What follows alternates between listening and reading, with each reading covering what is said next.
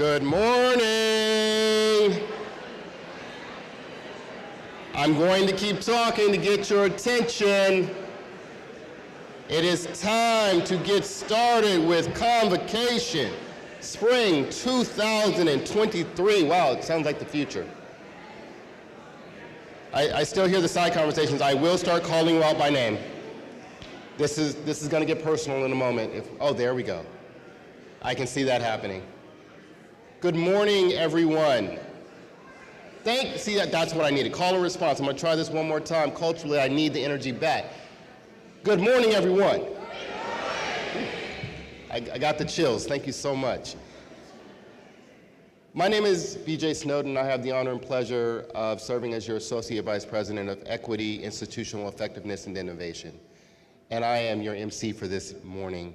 And I am thrilled to be at American River College this morning for our 2023 Spring Convocation. Let's give a round of applause for being here and online for Convocation.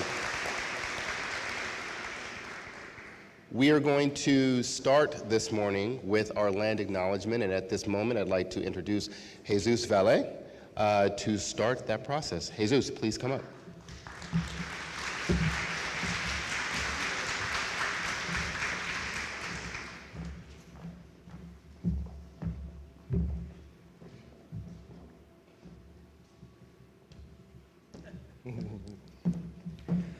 Well, good morning. At this time, I want to say Liosin Chaniawu and Tokeche Malea.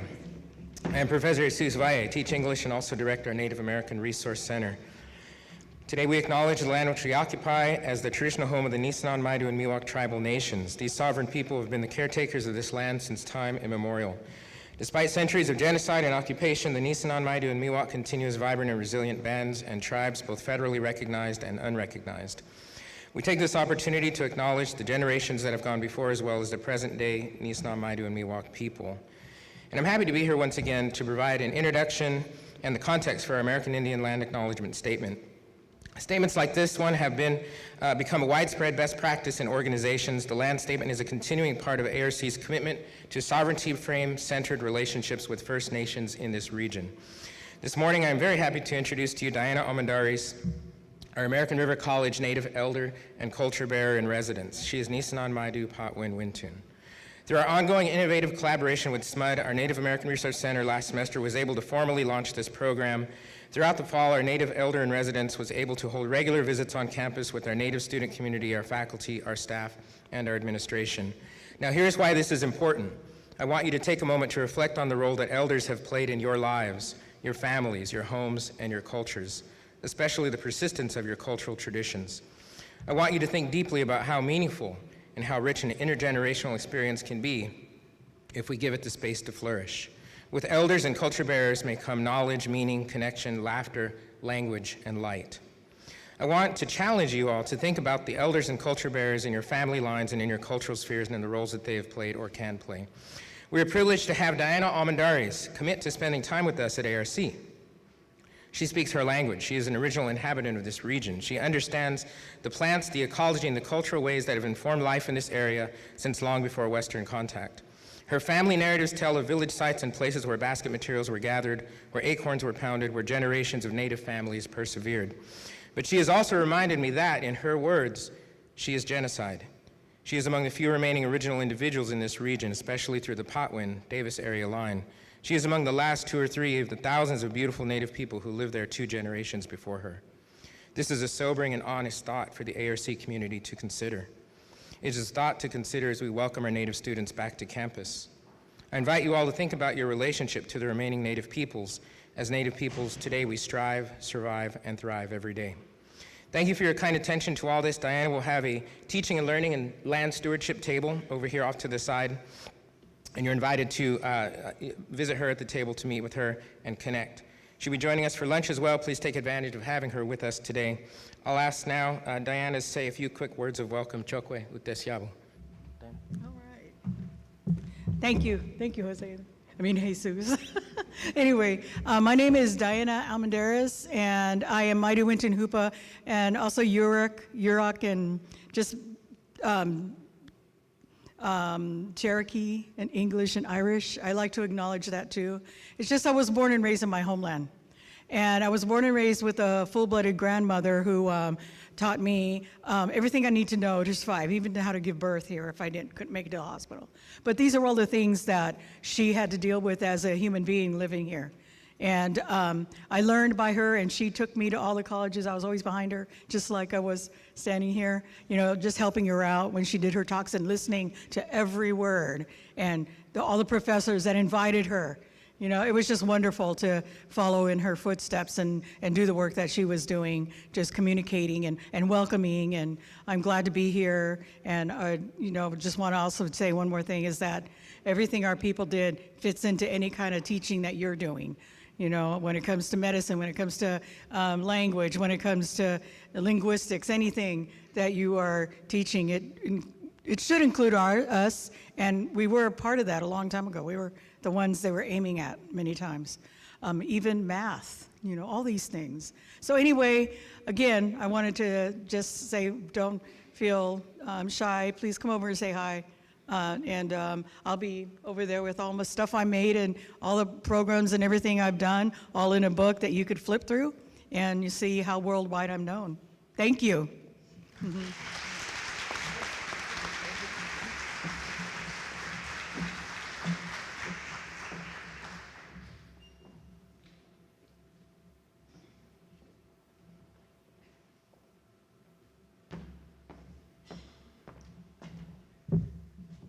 At this time, we'd like to bring messages and greetings from our Senate leadership on campus. Caitlin Spencer, please come to the stage.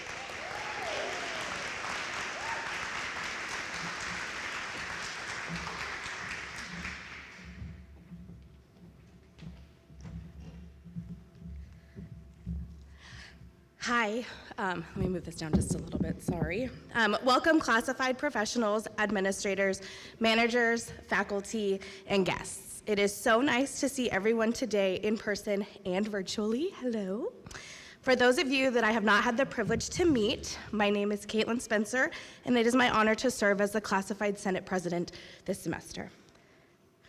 I recently became the permanent outreach specialist for dual enrollment, and one of my favorite roles in my job is sharing our campus resources and class offerings with our students. I love talking to them about how to connect with their professors in their courses or utilizing the many incredible support services we offer here at American River College. I started here as a student in 2010 and quickly realized this campus felt like home, and it is because of people like yourselves. Like most of you, I aim to help the students I am working with feel like they're coming into a welcoming and inviting space when they come into my office. I also enjoy sharing to them how faculty, administrators, and classified professionals here are going to do the same. I want to thank each and every one of you for your hard work and dedication to our students.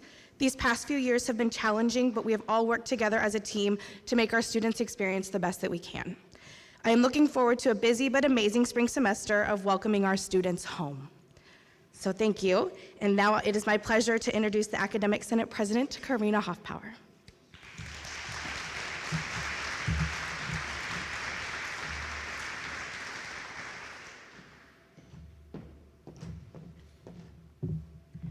ARC faculty, staff, managers, students, and guests, welcome.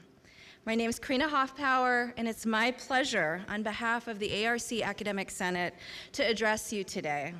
Special thanks to our Convocation planners for so thoughtfully focusing our event on centering social justice through the power of our stories. As I was thinking about this theme and how to engage with it during my time today, I kept coming back to one aspect of my story as a Natomas Center faculty member that also helps tell the story of our interim president. Yeah, Natomas. Yeah. It also helps tell the story of our interim president, Dr. Frank Kobayashi. He's since gone through many professional transitions since his time as dean of the Natomas Center. But I always think of him as Natomas through and through. In some ways, having him in his current role and me in mine feels a bit like a Natomas Center takeover. I want to share 4 things that Frank did to make our Natoma Center culture so special. First, welcoming students. As our dean, Frank had a tradition of visiting every single class during the first week to greet students and introduce himself. He'd also stand in the lobby with a clipboard and the schedule in hand to direct students to their classes. Although these may seem like small things, students were so impressed that a formal representative of the college said hello, helped them find their way, and wished them good luck on their first day of their journey. Second, supporting the whole student. In many ways, the Natoma Center is one of our original home bases. We work as a team to support the full gamut of student needs, which makes the idea of a warm handoff even simpler when all you have to do is lean across your desk or walk a student down the hallway to connect with a colleague. This also requires the skill of a great manager like Frank, because we need lots of coordination to ensure that everyone works cohesively and collaboratively. Third, celebrating student success.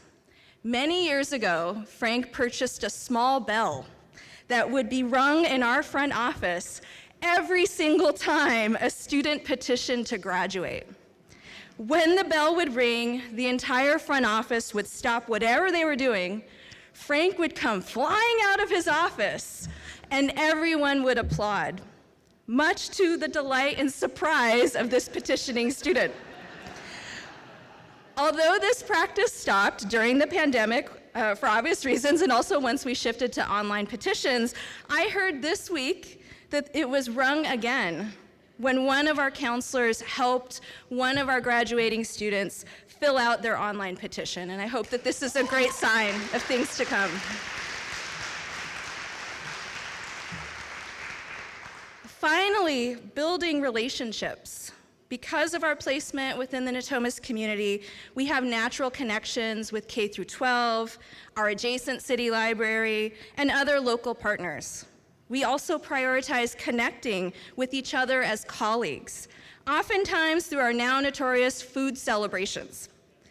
Frank had 2 special ways of surprising us with food: Ice Cream Day, where he would walk around the center passing out frozen treats to everybody, and Hot Chocolate Day, where he would hand deliver a tasty beverage of your choice. It did not have to be hot chocolate.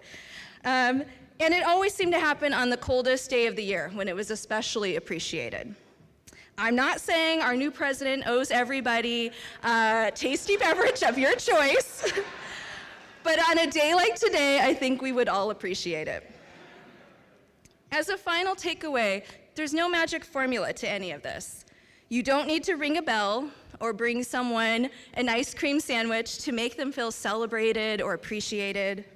But as you think about your work this semester, look for your own way to welcome, celebrate, support, and connect.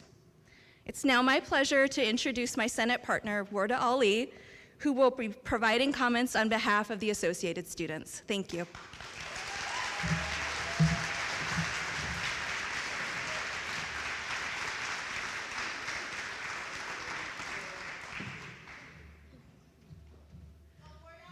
People. Okay, I'm gonna turn this up a little bit. Oh my gosh, okay, hi, good morning everyone.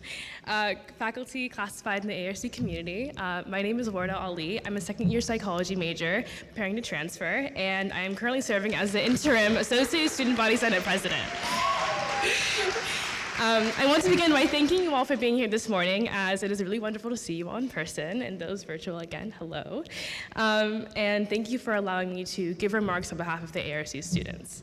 Though we are slowly inching forward from what felt like disaster, we are also faced with challenges and met with unprecedented circumstances on the daily. The perseverance and strength in this campus that I have been able to witness firsthand has ignited me with the passion to stand before you today and be the voice for ARC students, a role that I'm honored to take on. As a Somali Muslim student, I see adversity everywhere that I turn. From being the only Black student in my high school classes and one of 5 Black women in my IB program, I have experienced isolation and alienation. I have felt fear and imposter syndrome. I have seen and felt the impact of silence and passivity, and I've experienced and felt what hundreds of students have felt and experienced, as our feelings and experiences are not universal. The theme of Convocation today, inviting social justice into your classrooms, highlights the necessity of speaking about the reality that too many students are facing today. I implore each and every one of you to remind yourself of the power of connection and communication, as one conversation can change a life. As we move together as a campus and community, I believe that we share a responsibility in prioritizing community building and inclusion. I see American River College as an ocean that is intricate and detailed in the way that it moves. In this new semester, I look forward to seeing students at the forefront of everything, keeping in mind their mental health and diverse life experiences. In this new year, I ask that with every move that is made and project that is developed, that a student voice is involved. I ask that we be thoughtful, kind, and lead with patience, care, and gratitude. And lastly, I ask that you all encourage students to be involved in the Associate Student Body Boards, and most importantly, involved in the ARC community. I'm incredibly fortunate to work alongside 2 boards of dedicated, driven, and kind leaders, as well as an important and very, very incredible advisor. Thank you, Mr. Brett Sawyer. And your impact and encouragement can mean more and be more influential than you believe. Therefore, please motivate, support.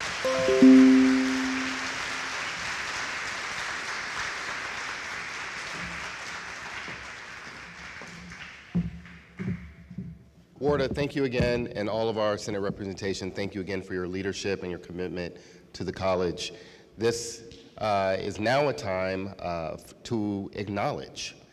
So we are going to run through the acknowledgement of our new employees, time of service employees, and this is always fun. So in advance, please forgive if the pronunciation of the name is not 100% accurate, but I am doing it with love and with as much practice as I possibly could schedule.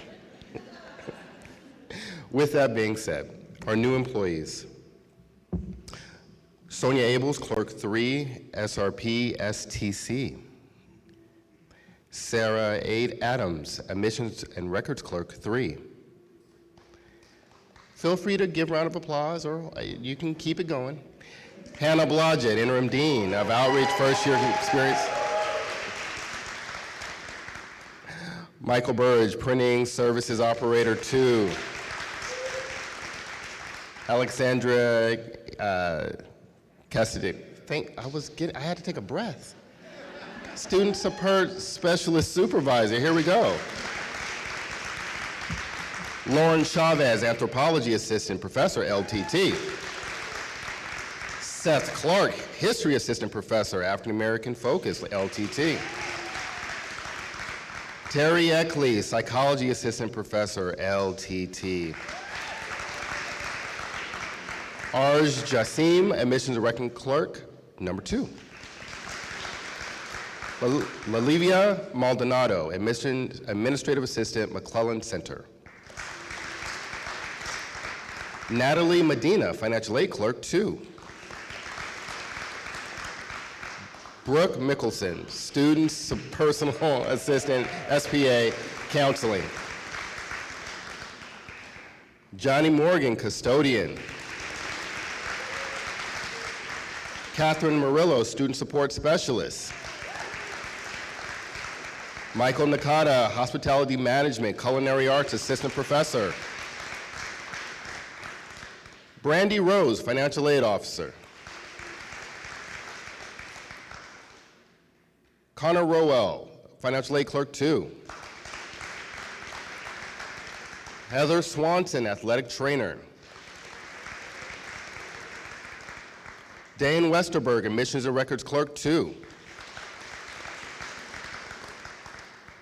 And as with every semester, it seems, in community colleges, transitions and promotions. Derek Booth, Interim Vice President of Instruction.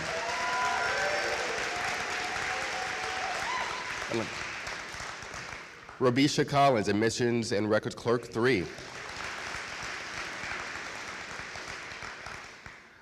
Jose Covarrubias, Receiving Clerk, Storekeeper. Melissa Fish, Director, Training Source. Diana Garcia, Interim Dean of Student Services, Library and Learning Resources. Karen Hubbard, Director of Employer Partnership for Health and Public Safety. Oh, and this happened. Frank Kobayashi, Interim President of American River College. Jennifer LaFlamme, Dean, Instructional Effectiveness and Innovation. Janae Lovering, English Professor, Writing Across the Curriculum, WAC. Tiffany Impagazi, Director of Dual Enrollment and Pre-College Advancement. Jessica Priestley, Interim Project Director, TRIO, Student Support Services, Journey, STEM, and Veterans. Shavina Singh, Student Support Specialist. Caitlin Spencer, Outreach Specialist. Aaron Stanley, Financial Aid Officer. Anastasia, I'm gonna take a second. Sayat Oschik, I'm close, I feel it. Student Support Specialist. Adam Wyndham, Interim Associate Vice President, Instruction and Enrollment Management. Now this is when we get to see the commitment people have to this institution. Years of service, Gary Aguilar, Dean of Technical Education, 25 years of service. Jeanette Allred Powlis, Physical Education Professor, celebrating 20 years of service. John Bell, English Professor, 20 years of service.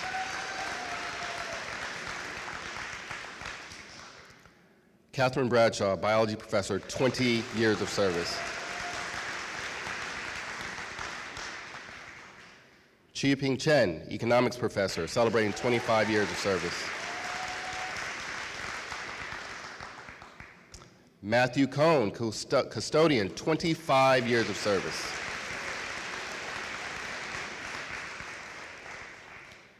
Marie Cooley, Interior Design Professor, 25 years of service. Lisa Delgado, Physical Education Professor, 20 years of service. Lilia Dachenko, Child Development Center teacher, celebrating 25 years of service. Patricia Eck, Attendance Services Assistant, Instructional Services Assistant, 25 years of service. Dine Efferstein, Music Professor, celebrating 20 years of service. Benjamin Etjen, Mathematics Professor, 20 years of service. Fred Evangelisti, Electronics Professor, 25 years of service.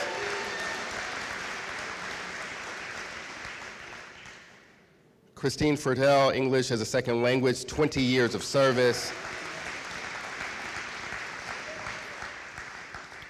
Andrea Garvey, Psychology, 20 years of service.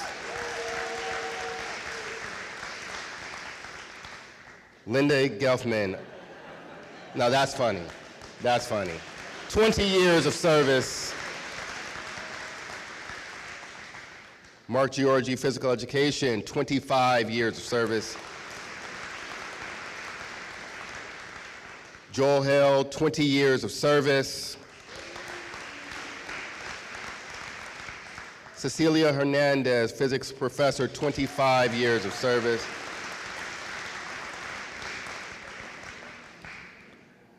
Naido Hayaji, Sociology Professor, 20 years of service. Amy Jones, interpreter and, okay, celebrating 25 years of service. Linda Jones, Child Development Center lead teacher, 25 years of service. Marie Jones, ECE professor, 25 years of service. Bonnie Kong, administrative assistant to workforce development, 30 years of service. Shane Lipscomb, administrative assistant in English, celebrating 20 years of service.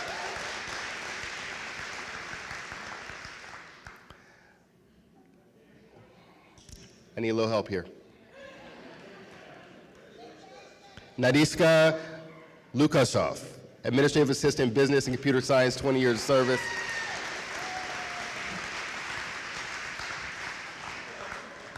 Again, this is way too cool. Charlene McCarroll, mathematics professor, 20 years of service.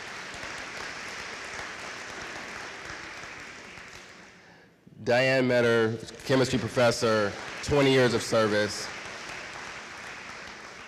Oksana Melnik, clerk 2, horticulture, 20 years of service.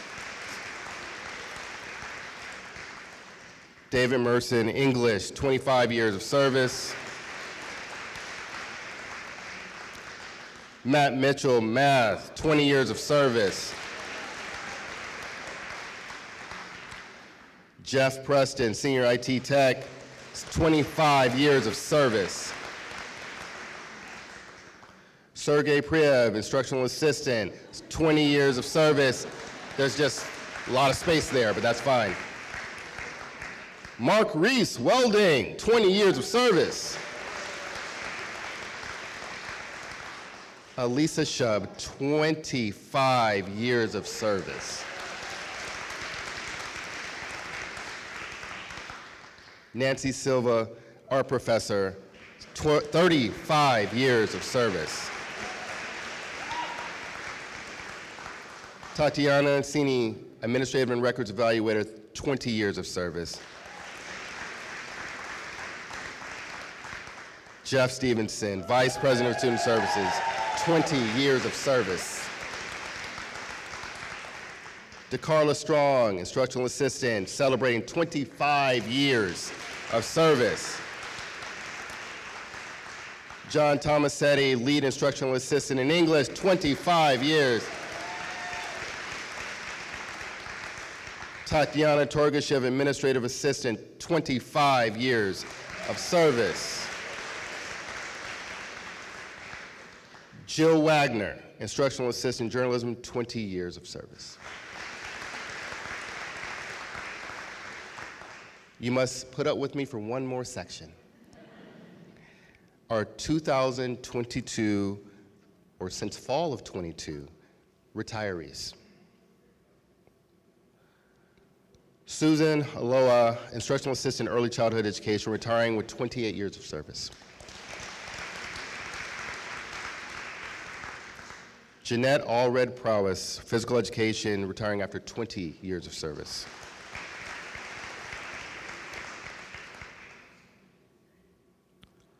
Paul Andre, mathematics professor, 27 years of service.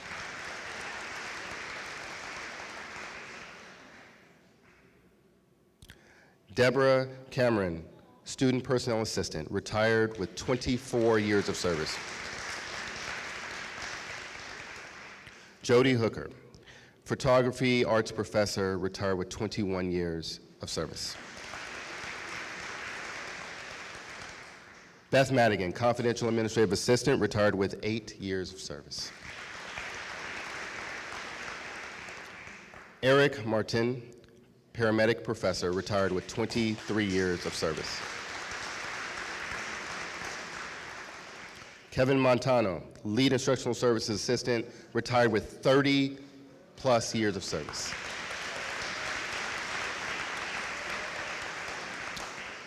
Dorothy O. Banks, educational center clerk, retired with 20 years of service. Colleen Oscar, dean, student services support programs, retired with 11 plus years of service. Margaret Pollard, accounting professor, 22 years of service. Sonny Smith, retired with 28 years of service.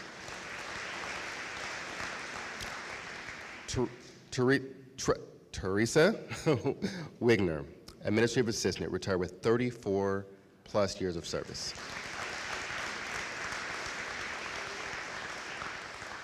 I would just like to take the time to acknowledge that this is perhaps the most exciting part of the program coming up next.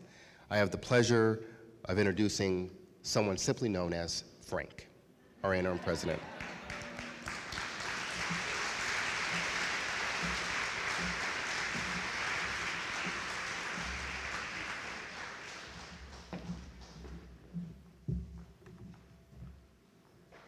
Still brought my coffee.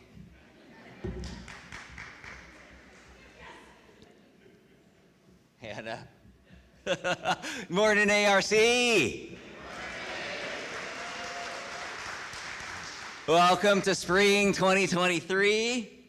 Thank you for everyone who's present, and thank you to everyone who's on Zoom. Let's say hello to everyone on Zoom.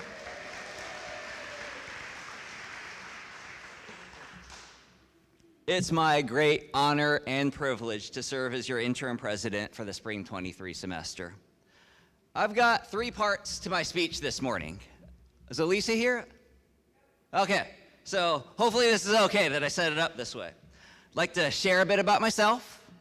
I'd like to celebrate where we've been, and then provide a roadmap of where we're gonna go. I got the thumbs up from Elisa, so okay, that's how we're gonna proceed.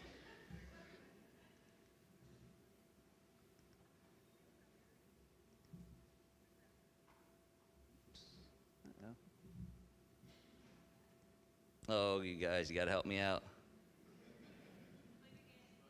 Oh, it's... So these are the things that you worry about when you're preparing for this. And then apparently you just have to roll with it. So there's a picture here, that should be here, of me as a little boy, but it's not there. I was born in Petaluma, California, a farming town north of San Francisco, and I grew up on a farm. So my dad, who's on this slide,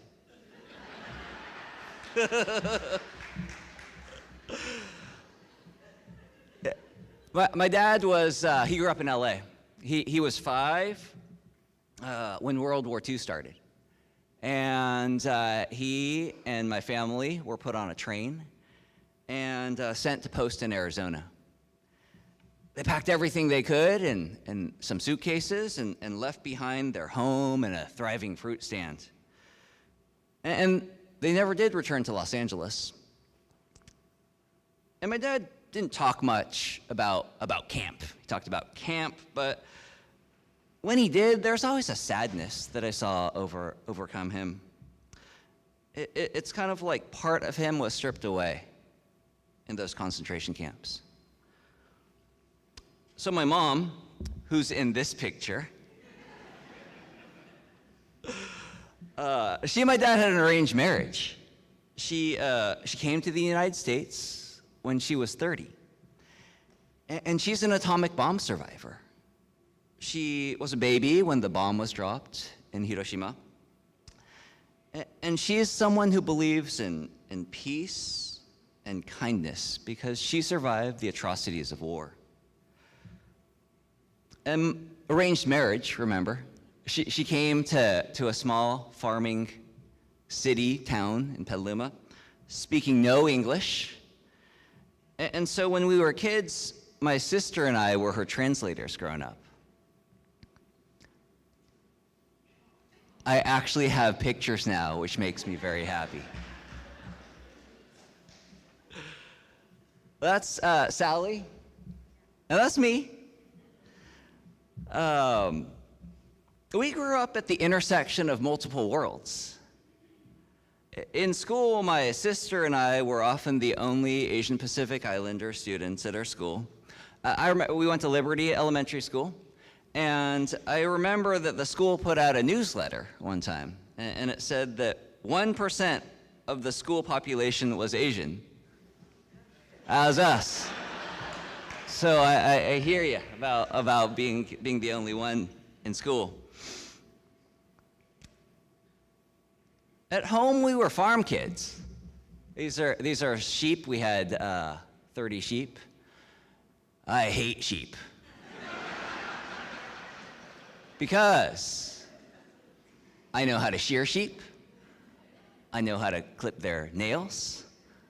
I know how to help them give birth if assistance is needed. And on the farm, we had lots of vegetables, but our main crop was potatoes. I love eating potatoes, but I hate digging potatoes. Every summer, we had 10 acres of potatoes, and I know a lot about potatoes. Russets, blue potatoes. And we would spend about a month digging. And I remember, as a young boy, as a teenager, this was part of my role. I would spend the summer digging potatoes, and I would stare up at the sun, and I would say, when I grow up, I am not going to dig potatoes. And all of this stuff has driven me. If I think about, I'm one generation removed from World War II and concentration camps and an atomic bomb. And here I am right now, standing in front of you. I can't believe this, and this is...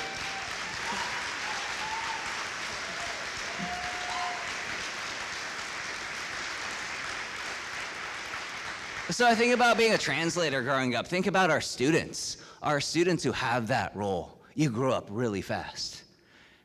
And I'm just amazed at who our students are and how they persevere and how they succeed. I'm sorry, I got to put up a opponent college. I'm a proud product of the California community college system. I went to Santa Rosa Junior College as a student. And I started off as probably your typical community college student. I was a commuter student. I lived at home, had a part-time job, and that was what I did. There was something in me that thought, there must be something more about going to school. So one day I walked into the student activities office, and I met this amazing person, Bob Flores, who was a faculty advisor. And I said, I want to get involved. The next day, I was an Associated Student Senator. Then there was a scandal. 2 weeks later, I was the Associated Students Treasurer. A role I served in for a year and a half. And my third year, yes, I spent 3 years at my community college. In my third year, I was Associated Students President. And it was amazing. It was seeing the college from a very different perspective. It was seeing the impact the college made on student lives. It wasn't the leadership stuff, though. It was more. It was that experience where I found my voice as a student, as a leader, as a person. But as I think back, I think more about the people. I think about Bob Flores, who's a friend to this day. I think about Jerry Waxman. He taught astronomy, and he taught in a large lecture, 100 plus students. And he had so much joy about astronomy, and he bounced around the classroom. And it was just amazing. I looked forward to every single class. I remember Susan Carpenter, the late Susan Carpenter, and she taught early childhood education. And she would talk about kids in class, and she would kind of pretend she had suspenders on. And she was so passionate about being a teacher. And I remember Gina Lord, my accounting professor, who used case studies of Ben & Jerry's ice cream, and my group was called the Chunky Monkeys. And she taught us about really digging into financials, and she was hard. She gave me a C. She gave me one of 3 C's I've ever gotten in my life. But it was an amazing class. So all these years later, it's the people, it's the faculty who made my experience absolutely amazing. So I thought about sharing about myself and my background, but you can read about that on the college bio. I wanted to share with you, and thank you, Karina, for that. I forgot about hot cocoa and ice cream. I'm not how I'm going to deliver 1,000 of those here, but we'll work something out. 1 cup at a time, apparently. All right. We might do that. I like that. So this is my leadership philosophy. It's guided by Kylie. She's my daughter. And I start by asking the question, how can we develop habits of mind and heart that enable us to identify the special needs in every person? So Kylie's 14, and I've got 3 kids, so I have to be careful. But she is one of the most amazing and tough kids that I know. She's an absolute inspiration to me. She is kind and caring and sweet and insightful. And she has a praxis of speech, which is, are my slipper people here? No? It's kind of like, oh, there they are. It's kind of like when you have a stroke as an adult, and you have to reteach yourself how to talk, and that has been her. She has autism, which gives her pretty major anxiety, and she has significant cognitive delays, which means that she's probably going to live at home with Kathy and I. So this is the stuff that keeps me up at night. And I wanted to share about being a parent of a special needs daughter, because it's the lens through which I approach our work. Kylie's taught me to work hard at being a better person and also a better leader. She's taught me the importance of kindness, of compassion, and generosity as central principles to leadership. So as we think about these habits of mind and heart, I reflect back on Natomas Center. So apparently it's a Natomas takeover. Okay, you guys don't love that. So I was the dean of the Natomas Center 10 years ago. And as a dean, you deal with a lot of problems. In fact, a large part of the job is dealing with problems and issues, unhappy students, sometimes faculty issues. And it's pretty easy to get jaded as a dean. And these things that happen every day start to begin to be transactional. And I remember there was a point 9 years ago when I had a issue in a math class, and the faculty member reached out and asked me to meet with a student. So the student came into my office with their parents, and I'll use a pseudonym Pat for the student. And typically, it was interesting, different because a parent came, and I sat down with them, and I asked the student, how things are going, and pretty quickly, I realized that the student had developmental disabilities. And there were challenges in the classroom, and as we talked about it, the mom looked at me and said, she started to cry. And she said, I remember in K-12, there's all this stuff that happened for Pat, and now it kind of feels like we're on our own. And I know we do the best we can, but I started to weep with the mother. And it was actually selfish, because what I saw in Pat was Kylie's future. It was a powerful moment that made me a better person, a better leader. It made things real for me. It made me realize that behind every student in every class, there's a story. There's the hopes and dreams and aspirations of that student, but there are the hopes and dreams and aspiration of an entire family and loved ones behind that student. So I think I became a better leader when I began picturing Kylie in every desk in our classrooms. And I started to ask how we can develop habits of mind and heart that enable us to identify the special needs in every person. So I'm going to move on to part 2, but can I take a breath? All right.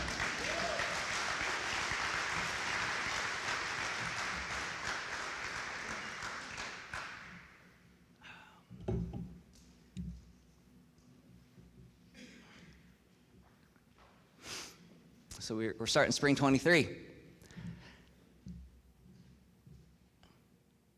So I wrote to you guys you all a month ago as the semester started, and I was reflecting on the start of the fall semester when I remember seeing groups of students in front of the STEM building. Groups of students walking around. And it was the first time in 3 years this felt like a college campus again. And we have been through a journey together, haven't we? I remember spring 2020, and I remember the abrupt departure from campus. I remember ITC, and I remember our DL coordinators had a packed room of people. This was before we knew about social distancing. And they were cramming and teaching faculty on how we would go remote. I was just talking to Fred Evangelisi yesterday, and we were talking about how faculty banded together and talked about how they were gonna do this. It was just such a crazy time. Remember Zoom? Now we all love Zoom or hate Zoom, but we at least know where the buttons are. Remember can you hear me on this? These were crazy times. There was so much. There was confusion, anxiety, clunkiness, and heavy, heavy, heavy things. George Floyd, January 6th, COVID. We lived through pain and anger and desperation. And we tried to be strong. We tried to keep our own sanity. We worried about our loved ones, people who could get sick. I know I worried about my mom every single day.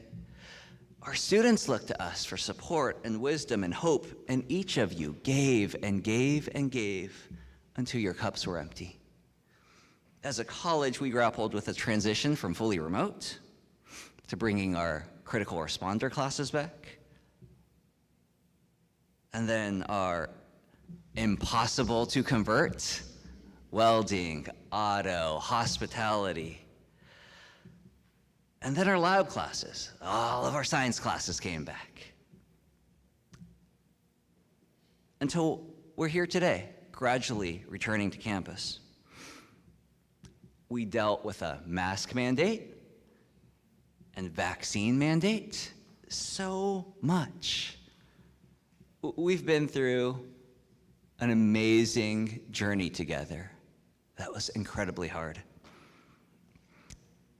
So this is the part where I needed help, and I reached out to you, and I couldn't put everything in here because there's so much. I gotta start with operations. Who are my operations people in the room?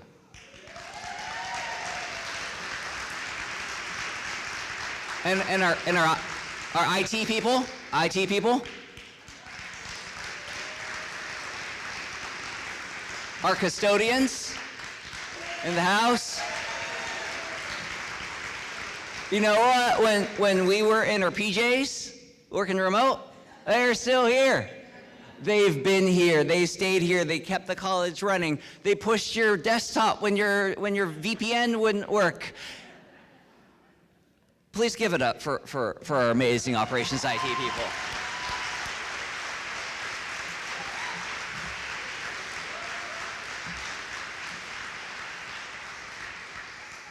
Respiratory care. You guys here? So I remember start of the pandemic, no ventilators. So scary. Lisa, Diana, and John, they reached out and they wanted to lend ventilators to hospitals to help out. ARC lent 11 ventilators to local hospitals in 2020 when there was a shortage. Respiratory care.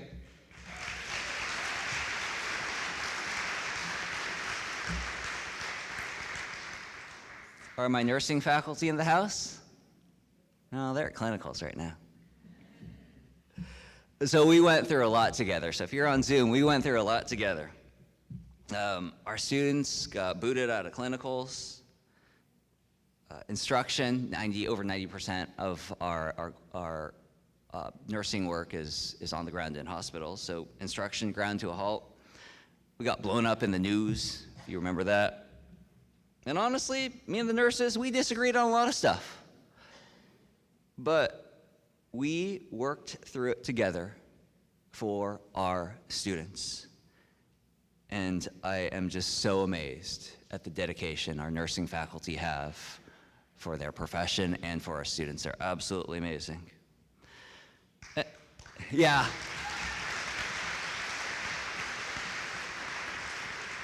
And so that's Professor of Nursing Monique Rogers. This was post-pandemic. This was a year ago, I think. Professor Rogers introduced a seminar on acute kidney injury and chronic kidney disease to our third-year students in a dinosaur outfit. I don't know the story, but it's amazing. And we worked, and how's that for creating a student-centered environment? Go, Monique.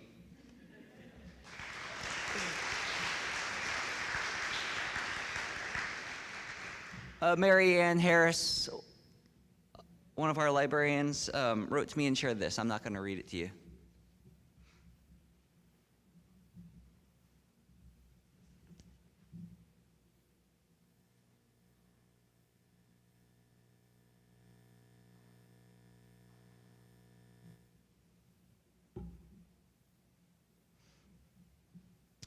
Thank you, Mary Ann.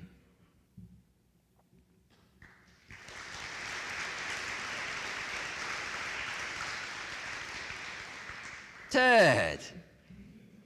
Professor Tony Barcelos shouted out his colleague Ted Ridgway. Ted's a teacher of teachers. And he spent the past week and several other semesters teaching faculty how to use the new technology in the STEM building. So amazing job, Ted. Thank you.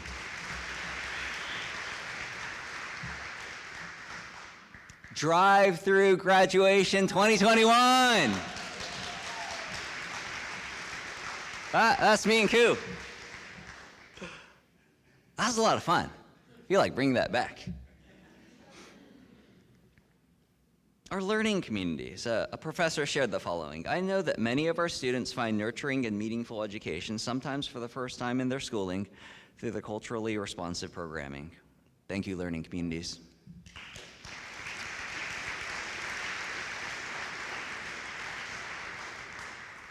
Kindness. So much kindness. Beaver Cares, is Valerie in the house?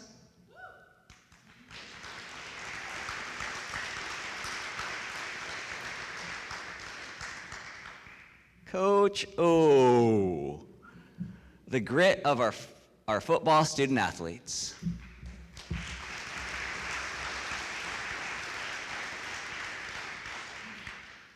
So Professor Kathy Bradshaw, was it 25 years? 20 years. Well, she shared about the Take a Hike Club, where students self-organized to get out in nature and spend time together during the pandemic.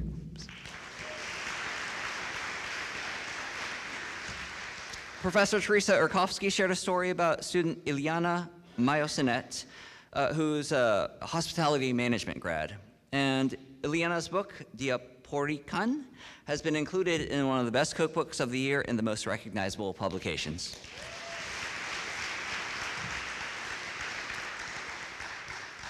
So one of our administrative assistants, Noelle Jones, wanted to give a shout out and many thanks to everyone who has taken on extra duties due to vacant positions in their office/areas.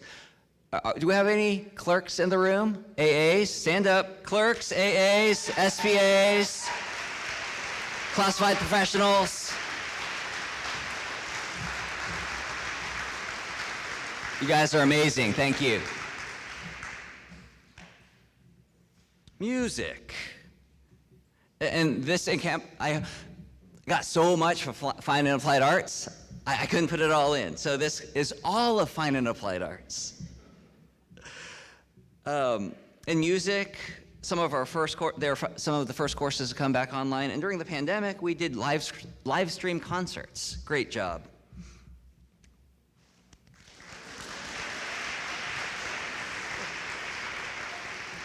Coach Carson Loden shared, I wanted to share about my gals on the ARC volleyball team. This past December, we finished second in the state, and the group has racked up a laundry list of individual and collective accomplishments.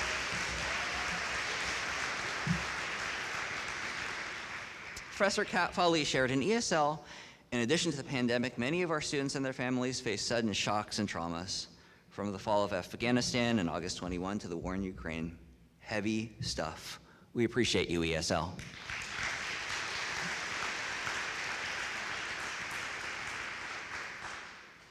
I'm going to close part 2 with a CDC.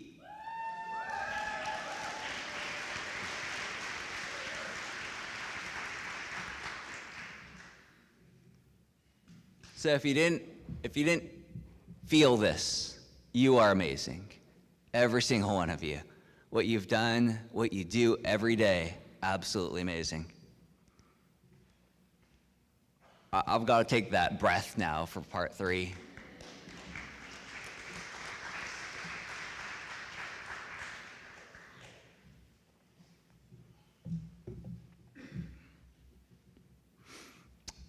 So where are we going? We actually have the roadmap, and we've worked on it for the past decade together. We'll be honoring the work from the past. And there's a lot of work we've done, a lot of thinking, a lot of effort, guided pathways work, strategic planning, our mission, vision, values, governance redesign, start right, IPASS, clarify program paths, amazing DI reports for African American, Latinx, Native American, API, and LGBTQIA+ students. Areas of interest, home base. So I was trying to explain to a colleague from another state all of this amazing work that we've been doing. And after 15 minutes, I realized that I couldn't explain the why of this work. So how can I expect our community of teachers and learners to understand the why if I'm having a hard time articulating it? So I've been thinking about this a lot. I've talked to a lot of students recently about why they're here at ARC.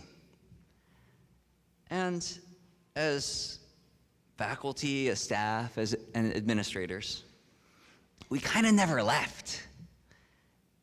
Meaning we love to hear, I'm here for the love of learning. Like us. But I would posit that students come to ARC as a vehicle for economic and social mobility. For instance, the student who says, I'm really good with my hands, and I'm taking welding because I want to make a good living. What they mean is I want to make a living wage, but students typically don't say that. I want to be a teacher. I'm going to knock out my GE classes here and transfer to Sac State. And then I want to get a teaching credential because I love teaching. I know I've done this. I love it. Or the student says, I don't know what I'm going to study, but I'm going to go to UC Davis. And I think that's what I want to do, and I know that that's going to give me the career that can support my family. Or the student who says, I was a nurse in my home country, and now I'm taking ESL because we're starting over. But I want to work at a doctor's office eventually. So the end game for many of our students is economic and social mobility. So this work for the past decade has been about removing barriers to enable our students the pathway to economic and social mobility. In particular, we need to remove barriers to economic and social mobility for our disproportionately impacted populations, our African American, Black, Latinx, Native American, API, and LGBTQIA students. So why home bases? Why should we reorganize our structure? Why should we embed services where students are instead of asking them to find services? It's because we need to provide clarity. It's because we want to meet students where they are. It's because we need to put students on a path, keep them on that path, so they can complete their intended goal and ultimately improve the economic and social mobility for themselves and their family. So it's my hope that as a college, we can develop habits of mind and heart that enable us to identify the special needs in every person. Thank you.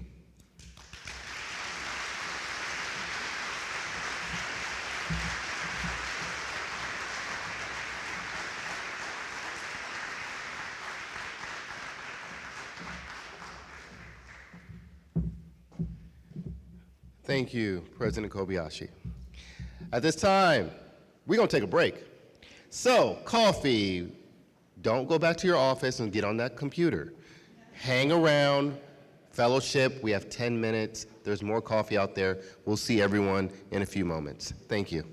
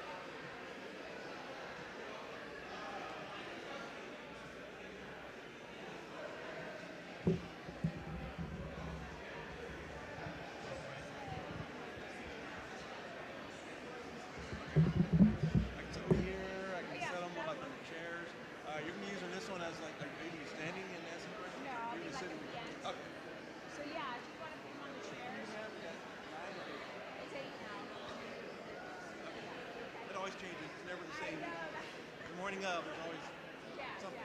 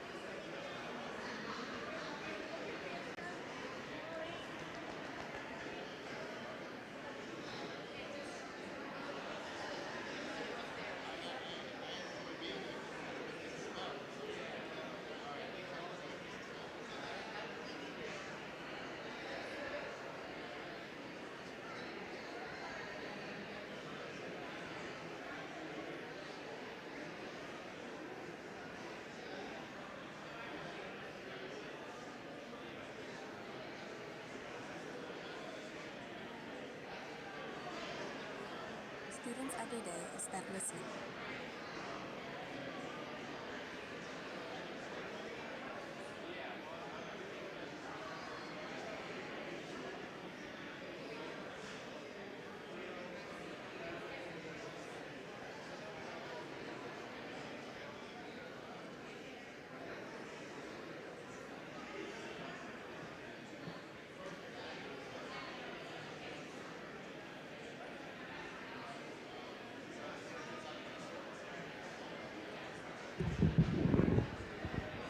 We are beginning again in 60 seconds. You have 1 minute to find your seat again.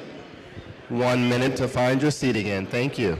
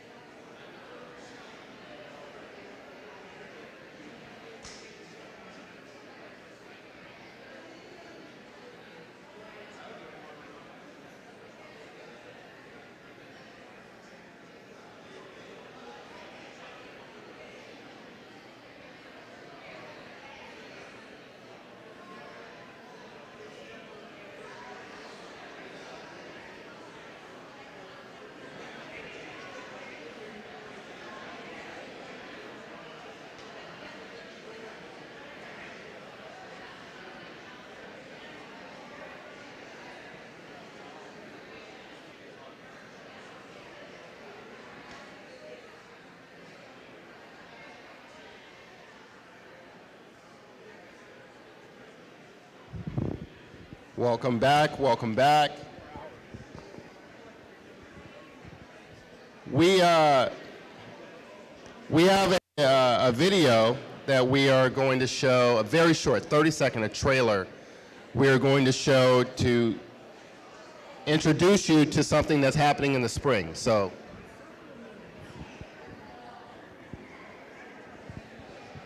welcome, grab your seats. Okay, I will start calling out by name again. That was a threat earlier. Angela, thank you for sitting.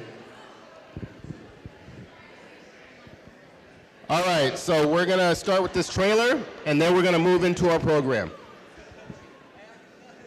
Students every day is spent listening to the voices of the past, the present, and future, guided by the words of educators and campus staff. Let students know that they are more than a tuition, a major, or a grade. In order to fulfill our college mission, we must actively listen to and uplift their voices, guided by their past, sharing the present, and shaping our future.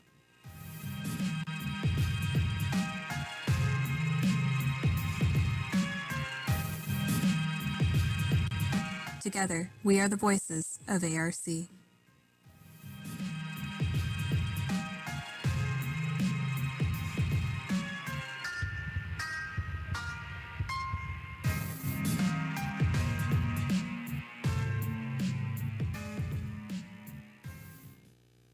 Students Check. every day There are we go. spent listening to the voices of the From the trailer, I hope that you can gather we are going to this semester be embarking upon a project where we are collecting student voice. We will be using that information to highlight and elevate the perspectives, experience, and stories of the individuals that really are the reason we are here, which are students. So we're excited to embark on this project, and I want to thank the Student Design Hub for their work on this video, and looking forward to showing more as the semester rolls on. At this time in the program, I'd like to introduce our Dean of Institutional Effectiveness and Innovation, Jennifer LaFlamme, for the panel presentation of our program. Jen, please come up.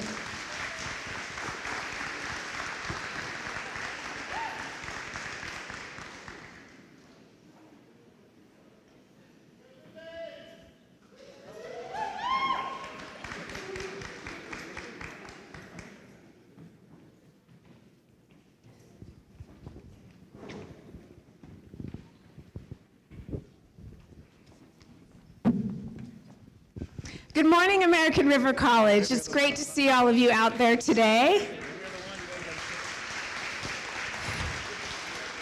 And hello to everyone watching us from home. We're really happy that you're spending your time and investing your energy with us here this morning. My name is Jennifer LaFlamme. I'm Dean of Institutional Effectiveness and Innovation here at American River College and a former reading and English faculty member here at the college. My pronouns are she, her, and hers, and I am honored to be able to facilitate this conversation with you all here this morning. So I want to just share a little bit of information first. I want you all to know that we built or planned this conversation based on the premise that all of us here at American River College strive to create humanizing educational experiences in our communities. And humanizing education is a term I'm borrowing from one of our panelists, Lauren Williams. And what that means, give her a hand. What humanizing education means is it's an education that centers people. It centers relationships, it centers students, teachers, employees, and our communities. And so we're here in this conversation to really start to explore what that might mean for us here at American River College. Panelists are going to share their experiences, they're going to share their lives with you today, their insights, their ideas, their feelings. And one thing that they ask from all of us in return is for after this hour to continue our learning. So they have compiled a key takeaway resource handout that we will be distributing to all of you via email from the Center for Teaching and Learning over the next week or two. Another little order of business I want to talk about is you see a QR code up there on the screen. We are going to have time for a short question and answer period after the conversation. So please feel free to submit your questions during the conversation and after. So with that, we're going to start by having the panelists introduce themselves, and we are going to just kind of go down the row. So starting with, go ahead. Good morning, everyone. My name is Mark Carnero, faculty ethnic studies, also department chair. Today I have the pleasure of sharing my experience with you on the panel. I'm also in relationship with George, who's also on the panel as a former student, and so I'll go ahead and pass it on. Hello, everyone. My name is Michaela Savage. I am an English major student here at ERC.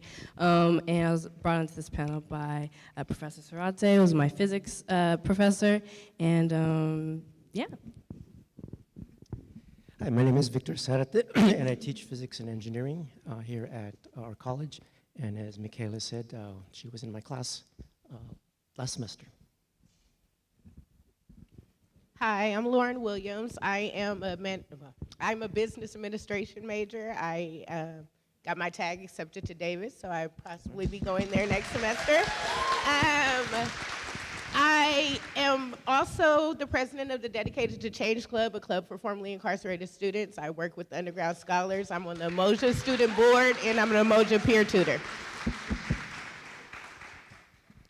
My name is George Cazares. I'm my second semester here. I was brought here by Professor Carnero. Political science major, and just excited to be here. Hi again. My name is Warda Ali. My pronouns are she, her, hers, and I'm a psychology major. And I'm also the interim associate student body senate president. Hi, my name is Susan Ramones. I teach in the biology department. Go biology. And my student got a kick-ass job, and so she's not here because she's at her new job. So thanks for saying that, Susan. There were two other people who are integral to the planning of this conversation that couldn't be here today for different reasons. So Jen Johnson, a former ARC student, and also Anthony Williams, an English faculty member. So we thank them as well. And before we dive into the questions, panelists, I just want you to know, as you're introducing yourselves, I was just watching the room, and there are so many smiles and so much good energy coming up this way. So I want to thank you all for already giving us a good start. So let's go ahead and start with the first conversation, and we have some questions to guide that. So as a person with your unique perspectives and I found myself personally, I got the most support from my Umoja community, just being perfectly honest. I am also part of ELPS. I just recently started in DSPS, but I feel like although these programs are there and they help, it's sometimes you get lost in translation as a student. And I believe that it takes a real passion for helping others to be able to give the support that students need that are like me, that have been through a lot. And I really feel, I've had professors that were supportive. I don't want to seem as if I didn't get any support from my faculty. Professor Robinson, who's not here today, I was able to build a real rapport with him. I knew that he's seen me as who I am. Although I've been through a lot, I've always loved learning. I'm a very knowledgeable person. I believe that you should learn something new every day. And I come to every class like that. And I want a teacher that recognizes that, flourishes that, and gives back to me what I'm seeking in a college setting. I mean, even if it's through financial aid, we're all paying to be here. And I want the time that I'm spending here to matter, because I've learned that you never know what tomorrow may bring. Like, you could have a bad day today and impact other lives, and they may not be here tomorrow, even though you're gonna keep going. And so I think that it's really important, every moment, every encounter, you should be able to inspire rather than take away from anyone.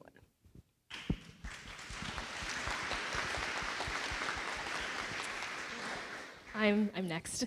And Lauren had a really great response, honestly. I really like what she said about, I don't like viewing education as transactional, but there are times where I hope that professors recognize my hard work and try to look for opportunities that might showcase my certain special skills. But I think with my story in particular, I think very few of you may know, but I was a dual enrollment first here at ARC. So I began in my senior year as taking one class. And I was able to graduate high school early and continue immediately my spring semester as a part-time student here. I can't say full-time, but part-time.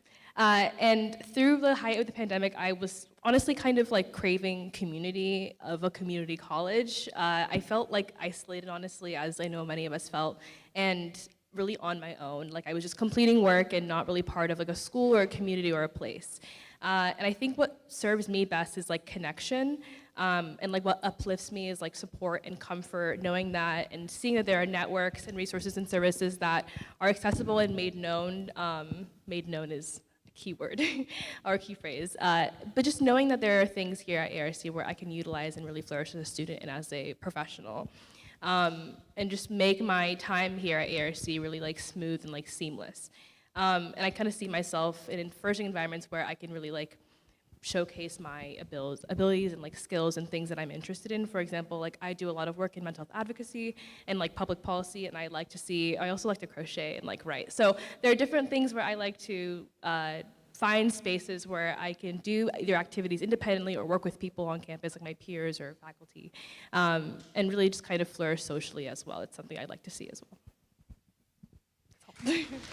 Each of you said many things, but two key things that stood out for me was, Lauren, you know, what supports you is when a faculty member, an employee, sees you right from the beginning as someone who's got a strong desire to learn and do well. And Warda, you really talked about connection being important. We have a couple more minutes in this section. I didn't know if Em or George, Michaela or George, if you wanted to. Okay, George.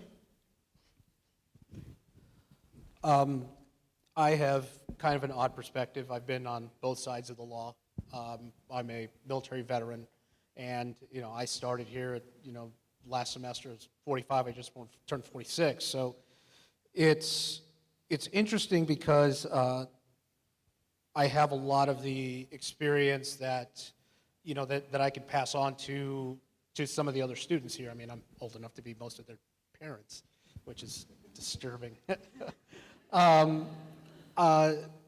What serves me is the fact that, particularly with Professor Carnero, it was the understanding that, hey, this guy's been through a lot more than some of the other students here.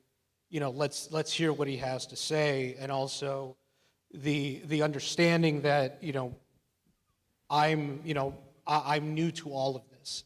So learning about people's pronouns, learning about non-binary people here, and everything that I really, if I hadn't come here, I don't think I would have seen, and I don't think I would have, I knew about it, but I have now, I mean, even in just one semester, I have a very strong understanding and a strong respect for what that means. Whereas before, to me, it used to be, okay, that's just how I identify, how they identify. It's, I understand now it's who they are, physically and emotionally.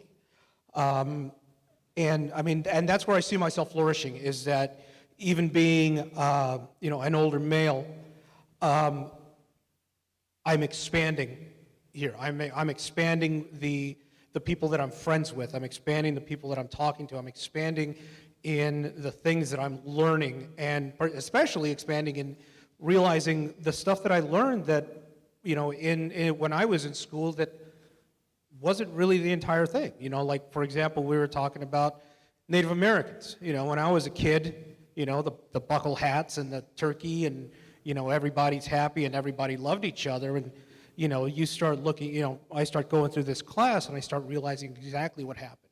That it wasn't, sunshine and rainbows like they do. And, I guess the adage is not true. You can't teach an old dog new tricks, because I'm definitely learning them, and I'm learning about, about the people. I'm learning about the changes in society, and I'm doing my best to, it's kind of like jump rope. They're the double dutch. They're flipping the two ropes, and you're kind of, bouncing in, trying to get in there. That way you can get in step with everybody else. And that's where I feel that I'm at right now. And that's where I think honestly that I'm going to flourish is with my understanding, and just learning about not just education, but also learning about people, learning about the folks that are around me. George, I really want to thank you. for sharing those few learning moments. You know, it takes vulnerability to talk about what we understood and what we now understand, so I appreciate that. We're going to move to the next set of questions. None of these are single questions. Who did you want to be as a teacher, and who have you become? And what did that journey entail? How did your field, your influences, and your socialization play into your journey? And Victor, you're going to start us off from the faculty point of view, and then I have a version of the question for students. Yeah, so I actually started teaching when I was really young. I was 24 years old, and you know, at that age, you have all these great ideas that you want to do, and I wanted to be, well, first of all, I didn't want to be what most of my teachers were like. I didn't really benefit from that kind of teaching that I was exposed to in college. So I wanted to inspire my students. I wanted to be the teacher that students wanted to take. I didn't want to be the teacher that students were saying not to take. And one thing that I really remember in college was that it was really strict and really rigorous, which, you know, I guess this is, I teach in a STEM field, so that's kind of the way things are. And I remember saying to myself that I want to be different, different than that. I want to, especially with students who struggle, because I was one of those who the first couple of years I kind of had to find my bearings. So I wanted to be understanding, compassionate, and kind. I wanted to be able to, in my mind, envisioning I'll take these struggling students, spend extra time with them, and if they need a little more time to turn an assignment, that'd be fine. I wanted to kind of break the mold that I knew as a student. So that was kind of what was going through my mind when I started teaching, and then I actually started teaching. And so, like I said, I was really young. I was 24. Now, it was a very small physics department over in the Bay Area, and there was two other teachers there. And they were both older. I was mid-20s, and one was in his 40s and one was in his 50s. And they were a traditional, standard physics STEM teacher. And I remember them giving me their course materials as a guide to help me teach my first class. And as I looked at it, you know, I saw all the stuff that I knew I didn't like as a student, but then there's this pressure that I felt that I need to fit in, that I want to be accepted by these colleagues because I'm new, I'm young. So without me really realizing it over the course of semesters and years, all those ideas that I came in thinking, they kind of got washed away. And I didn't really realize it as it was happening, and you know, now, I mean, just within the last couple of years, I kind of realized that there was a culture in that department that had been passed down from, I guess, generation to generation. And I got caught up in that culture, just kind of seeped into me. And then one day when I looked at my syllabus, I said, this is not really the kind of person that I am as a person. This is just kind of me as the teacher. And that's when I realized that I needed to make some changes. Let me just make sure I've answered the questions here. Yeah, I think I'll stop there and let the students speak. Thank you. So Michaela, what kind of teachers are today's students expecting when they enter a classroom?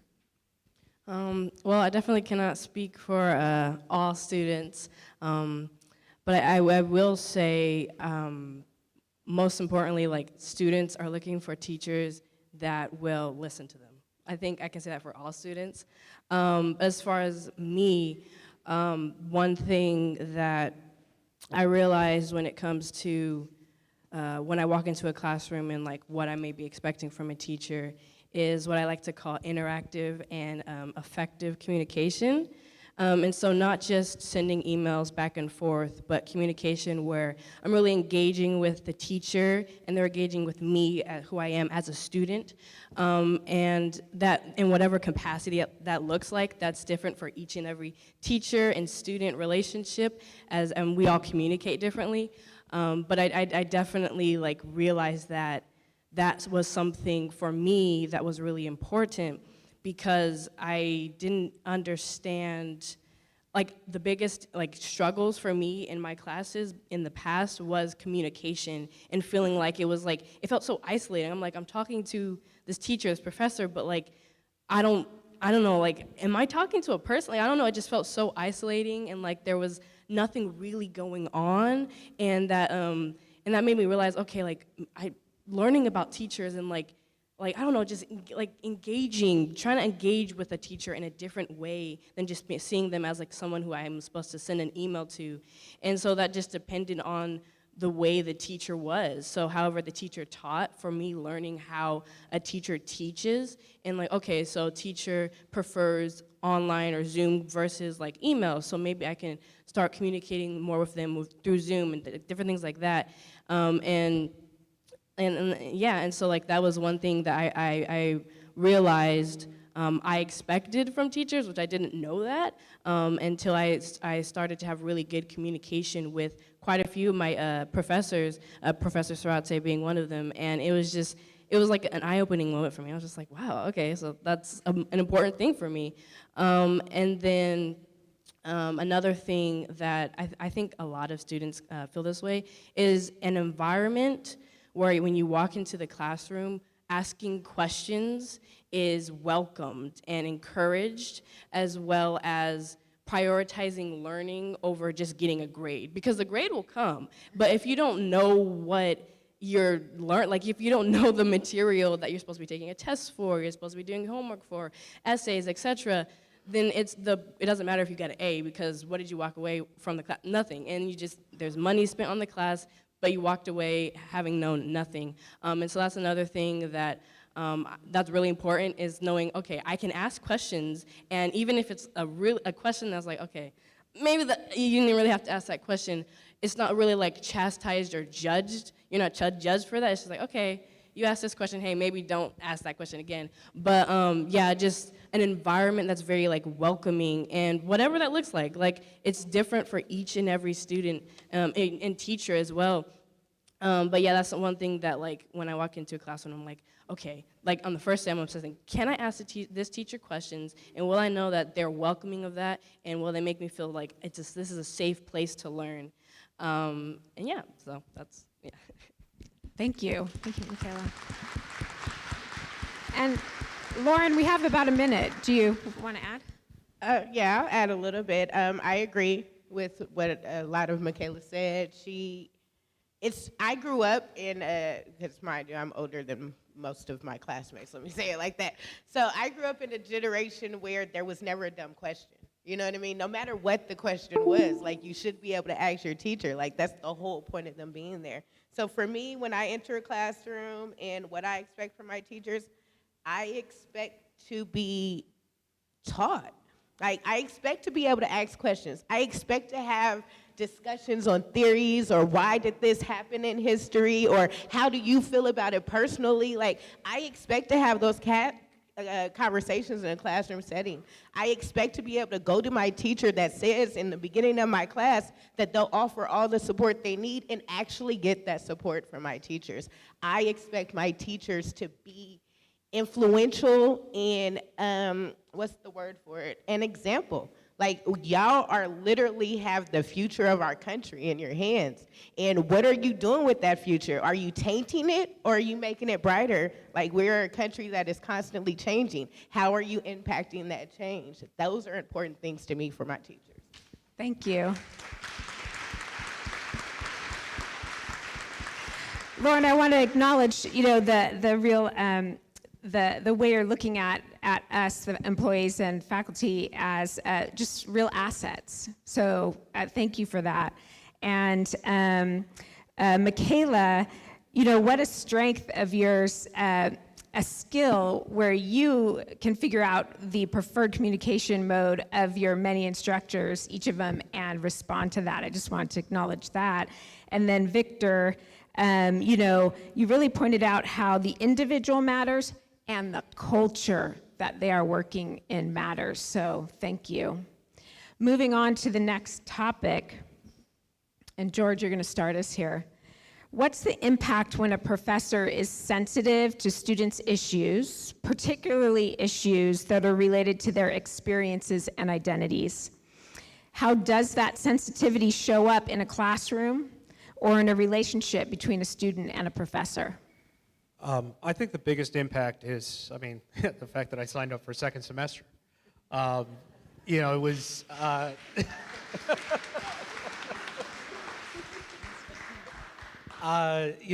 coming back to school, I graduated high school in 1995, and coming back into this scenario again is honestly, it was terrifying.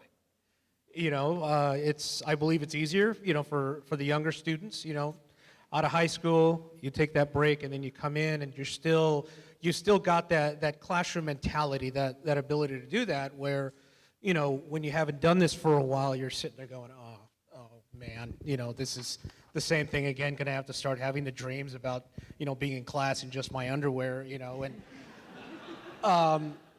but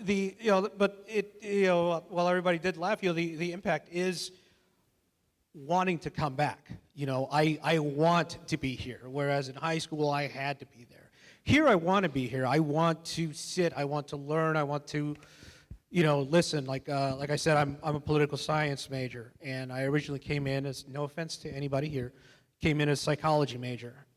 But sitting in political science, I was like, this is fascinating. This is so interesting to me, and it really grabbed me the way that the professor taught it, the stuff that I was learning, and that was really the one of the other impacts, and then once again with Professor Carnero, with that sensitivity in class, where like I said, I've had a very varied life before coming here, and the professor understood that, and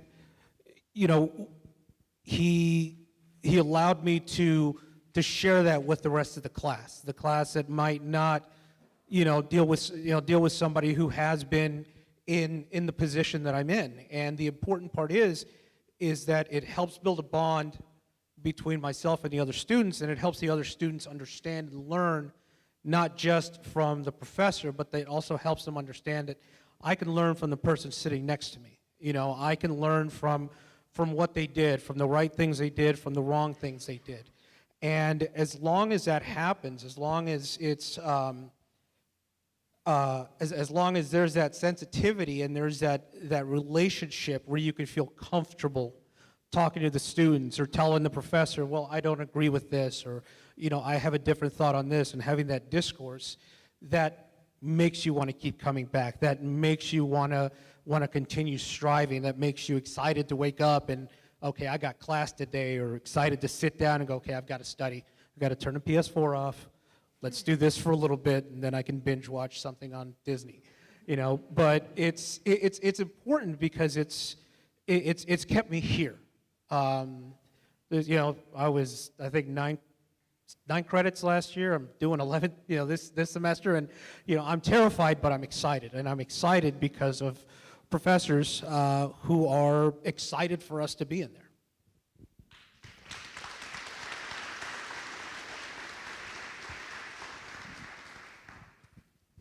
So for me, I think there's a ton of inward work that we have to do as professors, as academics, before we ever hop into the classroom. I think for us, the academic piece is, without question, solid, right? Most of us have had master's degrees, some have doctorates, but I think a lot of what was missing from that preparation was that inward work in terms of what are my biases, both implicit and explicit. What are some of the baggages I'm carrying from my own socialization process as a person of color, as a person who was from a white community? What are the ways in which I interact with students that could be detrimental to their own development? These questions that we oftentimes skip over because we prioritize the syllabus, the modules, the Canvas, are essential questions that make or break relationships. And I think that inward work is necessary in being able to celebrate a student's identity, for their culture, their community, and I think we have to do that first. After that, right, the idea that we value spaces or can cultivate spaces where self-expression is valued, where narratives are valued, where personal identity and experience is something that can be central to a course as opposed to an afterthought. Those are all key components for me. Also, this idea that is very blatant for me, where I have a welcoming message on my homepage, I have a welcoming message that I give to students on the syllabus. I'm clearly saying we take everybody here, right? We love you in however way you're gonna come in, and being open enough to say the word love in the classroom towards my students without it making it feel weird, right? And folks know that I mean it by the end of the semester, and we're gonna have, like, in many ways, a love-hate relationship. You may not like me for a second, but we will deal with each other in that kind of familial way. Also, a co-development of just kind of shared classroom and community agreements, I think is huge, where students can feel like, in order for this space to work, I need to tell you that this is what I need. As much as Michaela said, right, these are some components that are necessary for me to have, to feel safe, to really share my own experience. In terms of engagement, right, really thinking about how do we build projects and assignments and ways to evaluate our course that are centered around the student experience and what they've been through and the years of experience they have as individuals, as opposed to just rote memorization and kicking back the information that we want to give on slides, right? And then lastly, just entering the space with humility and grace and really offering that grace in a genuine way. Last semester, I had pregnancies, deliveries, deaths in families. I had students who lost jobs, and knowing that there were resources on campus to really give students like Beavers Cares, and really having access to counselors and social workers who cared, and being part of those partnerships and networks to be able to give to students to, it's not just me that's gonna help you. We have a network of people who are invested in your future. So, but really offering grace to folks, right? The same grace that we would expect from another human being, and just being decent in that way, I think can go a long way to celebrate people's identities and cultures.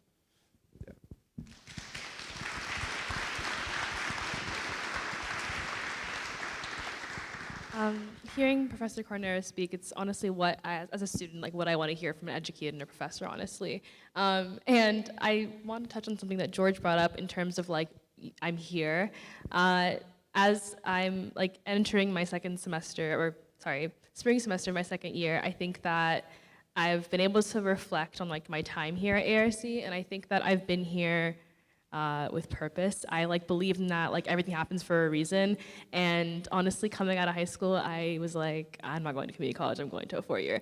And things happened and things changed and plans changed. And initially I felt weird being here, especially with COVID. But as time continued, I really felt comfortable in my decision, and I realized why I'm here. And I'm really happy that I'm here. But I really, honestly, in terms of sensitivity, I really think that it's important that professors, as Professor Carnero said, welcome students with humility and grace and kindness. And I think being genuine is a really, really, really big thing. I think that sometimes I can be able to sense if professors are, putting up a front, and that's totally okay. But I think also that creates students, or causes students to really realize, okay, I know who I can go to, who I can't go to. And I think that we should create a space where all students know they can go to their professors and be able to come talk to them about different things. And I was able to bring up earlier this morning during my speech that I went to a high school where silence and passivity was really normalized and encouraged. And this affected me a lot more than I realized. And I was able to continue to move forward in my education, realize that that impacted me as a student so much. And when I recognize a professor being sensitive or displaying care or compassion, even if it's to the smallest degree, it really comforts me in knowing that there's someone out there or on campus who I can go to if I need help or advice, but also acknowledges what is going on and knows that it's not okay, and knows that they need to speak up and say something so students know that they have someone to go to. And Professor Robinson, unfortunately, isn't here today, but he demonstrated this kind of sensitivity by giving his students the kind of space to speak out about modern issues and events and how it affects them personally as a human being. I mean, we're people before we're students, and also people before they're educators. And he really created that like open conversation while setting boundaries and communicating that respect is going to be maintained regardless of what's being talked about. And that's what I think is key when like entering these kind of conversations into classrooms. That's all.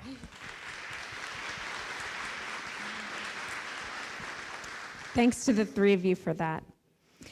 So the next topic, how has imposter syndrome impacted your experience as a student or as a teacher? How is your awareness of this dynamic part of your learning process or your pedagogy or andragogy? And I wonder if in this discussion you might explore the similarities and differences between professors and students experiencing imposter syndrome. And our first two speakers are going to be George and then Susan. Like I was saying earlier, I mean, for me, imposter syndrome was being, in my 40s and starting school. I don't belong here. When I was when I was younger, when I graduated high school, I barely graduated, and I realized, okay, I'm not going to make it in college. I'm going to go off and, I went off and joined the Marines. And, and for the longest time, I thought, I don't belong here. I'm not smart enough to do this. This is for the smart kids, not for me. And it made it very difficult for me, especially the first couple weeks, being new and not knowing what's going on. And usually if you're the older person somewhere, you have more knowledge about what's going on. You have more of an ability to kind of navigate. Where here, that was the complete opposite. I had no idea what Canvas was. I had no idea where anything was on the campus. I was lost, and I thought, this is not where I should be, and that's a very terrifying thing, and honestly, I think for some people, it's what keeps them from coming back. It's not that they don't feel welcome, but it's that they don't feel like they belong. I'm not supposed to be here, and I had that very, very strongly, and sometimes I still do, considering my background, considering, military is usually known more for being more conservative, but when you get to a college, it's a lot more liberal, and there's that, there's kind of that pushback where you're trying to find that happy medium, and there is that fear that, I'm not going to make it, I'm not going to fit in, but I have to keep, you have to keep charging on. If not, then what are you going to do? I'm too handsome to flip burgers, so I got to try something. And the awareness of this is, the awareness is what keeps me going. It's like, I know I feel like I don't belong here, but I know that I do belong here. I know that, being part of this community means that I can be a part of this college, and I feel it already after just one semester, meeting with the students, learning what Discord is, learning all these different ways of studying, and that makes it, that makes that learning process a lot easier. And I think for the last part, as far as the similarities, I think the teachers are up there going, are these students going to believe what I'm telling them? And we're walking in going, is this teacher going to believe what I'm telling them? Are we going to understand each other? And I mean, I'm even older than most of my teachers, or professors, and that, and that makes it interesting because now it's, it's the same, the same, I guess, for lack of a better word, same time in game, but you're, so you've both got, 30 plus, 40 plus years on this planet.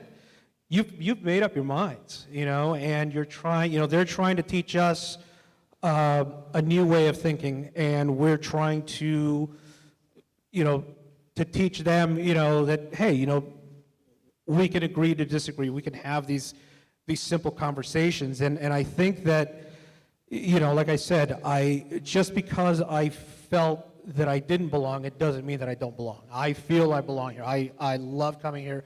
I love the professors. I love the school. I love the staff here. Everybody's been extremely helpful, and that has helped a lot with the imposter syndrome, with everybody coming together and going, hey, what do you need? What's the question? When a professor says, my door is always open to you, their door is actually open, you know, and that's the important part, because there's nothing, you know, you go to your boss, yeah, my door's always open from 1:30 to 1:45, unless it's a Thursday, you know, and it kind of takes away from it. But being able to sit there and being able to talk and being able to walk up and say, hey, I'm having an issue or I have a question, that, you know, that helps me break out of my shell, and I think that helps a lot of other people that are coming in later in life to try to get an education, try something new that they've never tried before.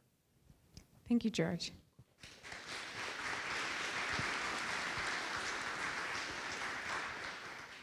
So I'm sitting here awash in imposter syndrome right now, completely listening to you guys speak, listening to Mark so eloquently talk about what we're doing, and I don't have eloquent words like that. And so yeah, I'm up here. When I was asked to be on here, my immediate thought was, no, I'm not a representative of a social justice journey at all. I'm trying to do something in my classroom with my students. I'm a crier. My department knows this. A bunch of them are here because they know that I needed them to be here.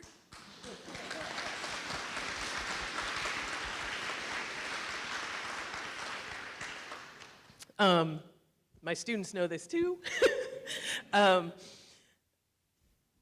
There's a tension in science, Victor sort of alluded to. If you are a crier, if you're touchy-feely, you're not rigorous. Like, we're not learning biology if you're crying about something. And so I have this tension of, am I not rigorous enough? Am I not, you know, doing justice to this topic? And then on the flip side, am I not doing enough to welcome my students? Am I not sharing, well, I definitely share enough of myself in my class. But is that okay? Is that landing weirdly with my students? I think a ton about that. And I think some of us, I'm gonna sort of talk to faculty here, we're working on, we're getting these very depressing DI reports about our classes, and we're going to trainings about fixing everything. And the message a little bit is like, I'm screwing up all the time, and look at these numbers, and this is awful, and I think I'm gonna assume we're all in this because we want to do well, we want our students to succeed, and it hasn't been feeling great. And Frank, I wanna thank you for your uplifting. I have a text string with a group of, you know, what your students are doing in the classroom, we're doing during Convocation. You got some props today from some grumpy people who don't give props. So I think it's been a hard time, and maybe that's part of the imposter feeling is I'm exhausted and weary and trying to do my best. And when I need support for that, I find my people. Veronica Lopez has been amazing. And so I would say, I feel like I'm probably not alone in the feeling of, in my social justice journey, not feeling great about it and not sure what I'm doing. But finding strength in colleagues has helped me, and having real conversations with students has helped me. That's where I feel like, okay, put one foot in front of the other and keep trying. And I have to say, fully in the imposter syndrome, I agreed to do this talk, and then I agreed to do a talk for a national community college group about this super cool squirrel net project that I'm working on. And it was at 2 p.m., and so I was going to agree to that. And it was 2 p.m. Eastern Time. So in 5 minutes, I'm going to walk off this stage so that I can go do my other presentation.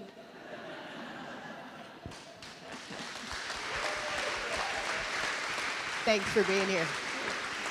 Susan, I just want to thank you for centering feelings in your journey and for us here. Michaela, do you have a few things you want to say on this topic before we go to the next thing? Yes, actually.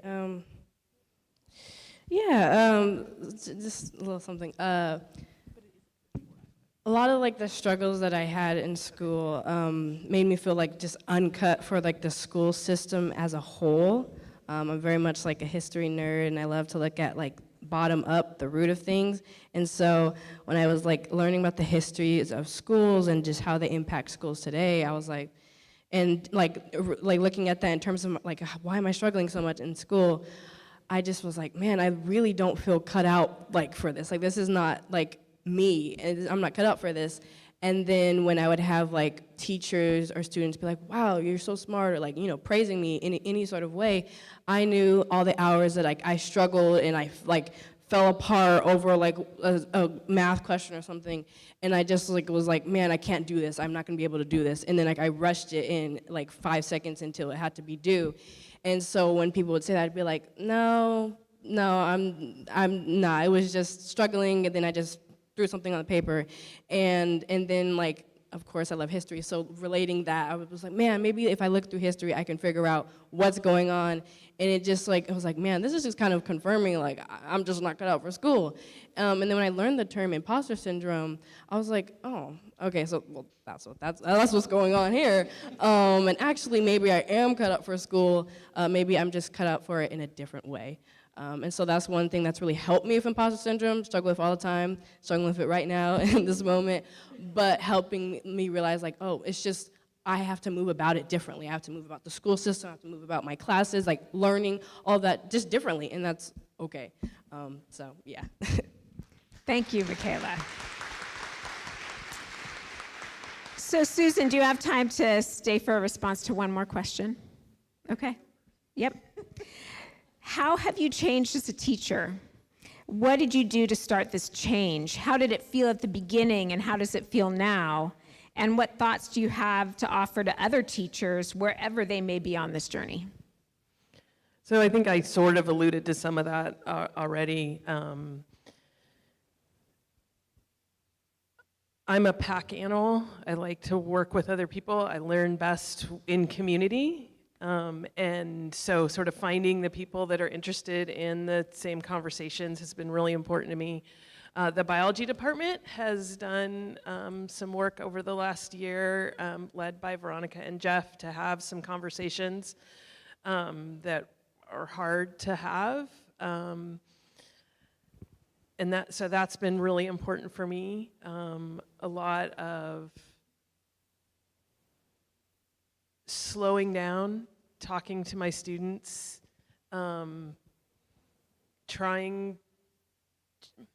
just trying to listen as much as I can, and create space for feedback. I think when I first, again, we get back to the STEM, like we gotta cover all this material, and you know, maybe it's more important to skip the very end. This is gonna shock, skip the respiratory system. But spend more time on cancer or biotechnology or something that the students really want to dig into. And I've gotten a lot from those conversations. I had a student a couple semesters ago, a trans woman, and I asked her later in the semester, were you comfortable with what we covered and how? And what came from that was so beautiful and thoughtful. And she talked about I'm going to be biology for a second. We talked about lichens, and lichens are strange. They're not really a species, but they are a species. They're fungi and at least 2 species of bacteria all living together, and everything contributes. And she compared herself to a lichen and had these different parts, and it was such a fascinating analogy. It was a fascinating worldview. I certainly wouldn't think of teaching about lichens and trans people, but it was something that resonated for her. And so I'm just trying as a teacher to be open to those conversations, open to how my worldview about biology can bring us together. And yeah, that's all I got.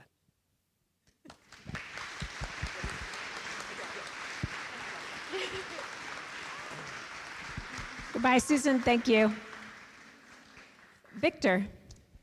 Yeah, so, I can trace my journey to one specific event. It was the day that I learned how I could look up my enrollment numbers, my equity numbers, and see where I stood. I'd always thought I was a pretty good teacher and that I probably did as well as the college as a whole in my classes. But then I got the numbers, and compared to the rest of the college, I wasn't doing as well. My retention, my success rates weren't as high. And when I looked at the disproportionate impact learning groups, it was even lower. It was even worse. So that kind of hit me hard when I saw that, because how I thought of myself as a teacher, I was not being reflected in those numbers.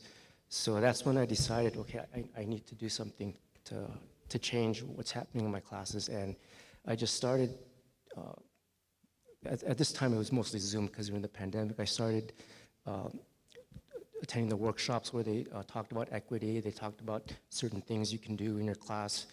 I remember one particular workshop, and there's a book that comes along with it. I think it was Equity and Grading. So I can't remember the author's name, but it's on the resource list that you'll get. And I found a lot of things in there that, first of all, some of them I said, I can't do that, that's not me. Others I said, that's kind of interesting, I might want to try that. So I was hesitant, but I decided to try some things to see what would come of it. And to give you an idea, I just have a list here of what, now these happened gradually over the last couple of semesters, but the whole rigor of deadlines in STEM classes, that needed to go. That was the first thing that I felt I could actually do in the class, and I didn't feel I was taking away from the rigor or what the students could learn from the class. So rather than having like weekly assignments, sometimes even 2 assignments a week due, I kind of broken up my class into modules, and all the assignments, which the modules are 2 to 3 weeks, all the assignments for those are due at the end of the module, so they can turn it in anytime they want. And one of the reasons I kind of felt comfortable with this is what I heard in that workshop was, are you teaching content or are you teaching compliance? And my first thought was, I'm supposed to teach both, because that's the way I was taught. And then I started remembering, there were a lot of times when I couldn't finish homework assignments because of things going on that needed to be submitted by a certain time. And I wouldn't get credit for it, but later on, in reviewing for a test, I would eventually cover it. So I did learn the content, I just didn't happen to learn it at a certain time and a certain date. So in that sense, I felt okay about loosening up what I thought was too rigorous stuff with the deadlines. So another thing that came in, not all this happened at once, but another thing that came was, now a lot of this is class dependent, so depending on the class I'm teaching, there are different changes that I've done. But, and when I say this, it's hard for me to believe that I'm actually saying this. I actually now allow students to submit an assignment. I'll grade, look it over, give some feedback, and they can resubmit it and then get those points back. And that again goes back to, it doesn't really matter when you learn the content. The important thing is that you learn it. So this was a way of getting the student to know where they are And what I found out from that is that feedback is so important to students. My first thought was, I'm doing all this work, all this feedback, and what am I going to get out of it? Well, I got a lot out of it. I got to, and most of this was online classes, I got to know students pretty well in our conversations back and forth as we worked over a problem. The other thing that I do now, just to show you how rigorous I was, is now I do drop a quiz. I would have never thought I would do that, because a class, when I was taking classes, I never dropped quizzes. But my thinking there is, you know, there were times when I had to take a test or a quiz, I just wasn't at my best. And to expect my students to be at peak performance every time at a specific time, you know, it wasn't helpful to them. So I decided to loosen up a little bit there on that part of my teaching. And finally, I also now allow multiple attempts on tests. Again, something that I wouldn't have thought I would do, but it's the same idea. They eventually do learn the content, and here's the bonus. Here's the plus to it. It's a positive experience for the student. Not only did they learn the content, which in and of itself is empowering to them, but they're actually getting the points that they earned because they learned the content. So those were changes that I made that were really eye-opening to me. I didn't know what was going to happen. I was a little, you know, I was a little scared because it was something new for me. You know, this is my 30th year of teaching, I think, so making these changes was not easy for me to do. So I think one of the things that I do now, and I really encourage others to try this, is that I'm working very closely with the Black Academics and Umoja program here on campus. Where students that are part of the program enroll in my class, and then we actually work with them.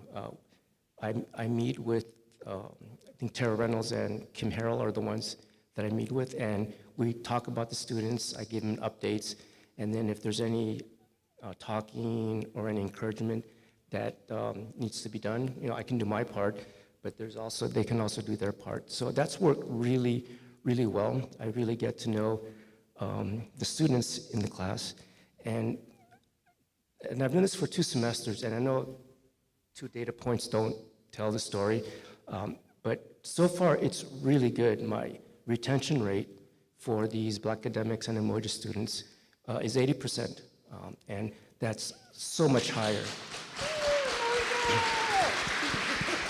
Thank you, Victor. Thank you. Thank you. Lauren, did you want to talk about teachers changing? I'll say something really quick because I don't want to take up a lot of time. For me, as a student and who loves learning, I really want to remind my professors or anybody that's teaching students that who you start as a teacher, or even a student to become a teacher, is somebody that wants to help other people succeed. And you should never forget that when you're in your classrooms. Nobody goes to become a professor without wanting to see success for other people. That's not just them.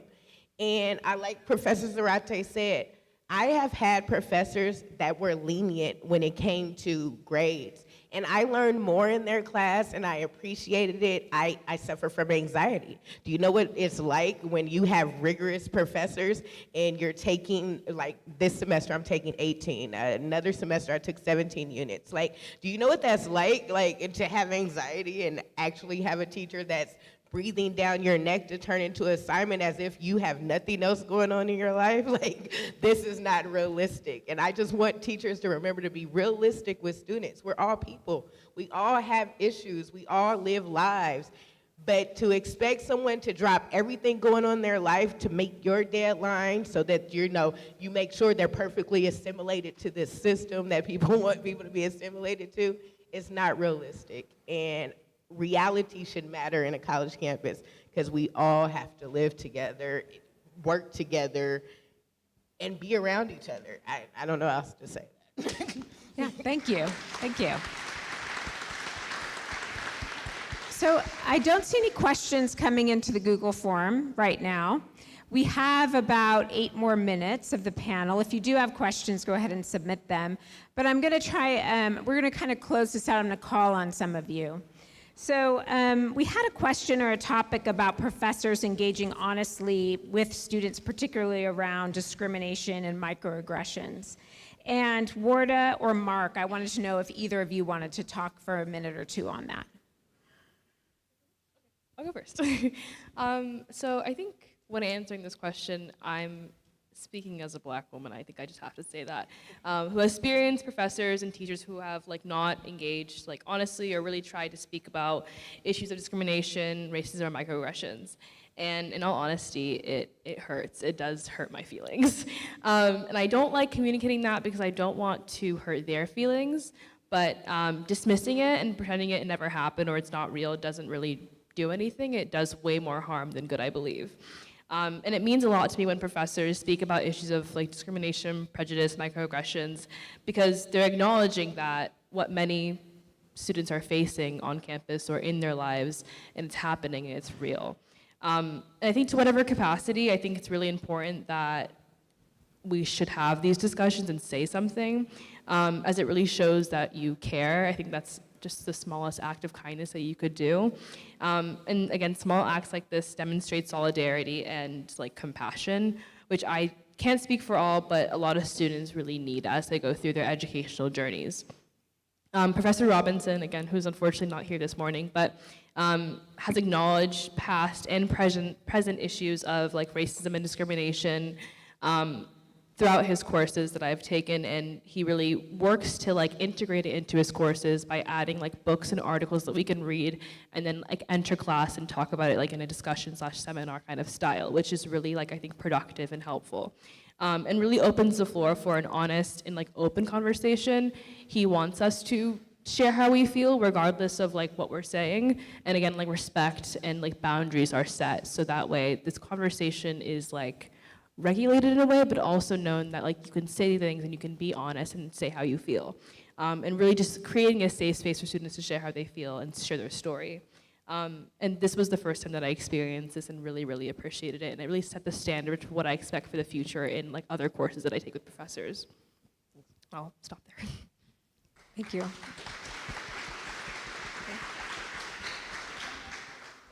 Thank you. So I'll speak from the perspective as a Filipino-American male.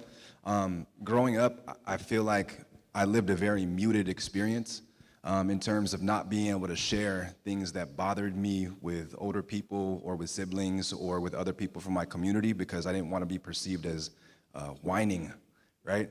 To my elders, to my grandparents who had been through far more than me, as Frank alluded to earlier in terms of the traumas they experienced with World War II, as veterans, as folks who've been victimized by American imperialism, it's been hard for them. And for me to say something like, I'm experiencing microaggressions in the classroom would feel almost a knock on what they've been through.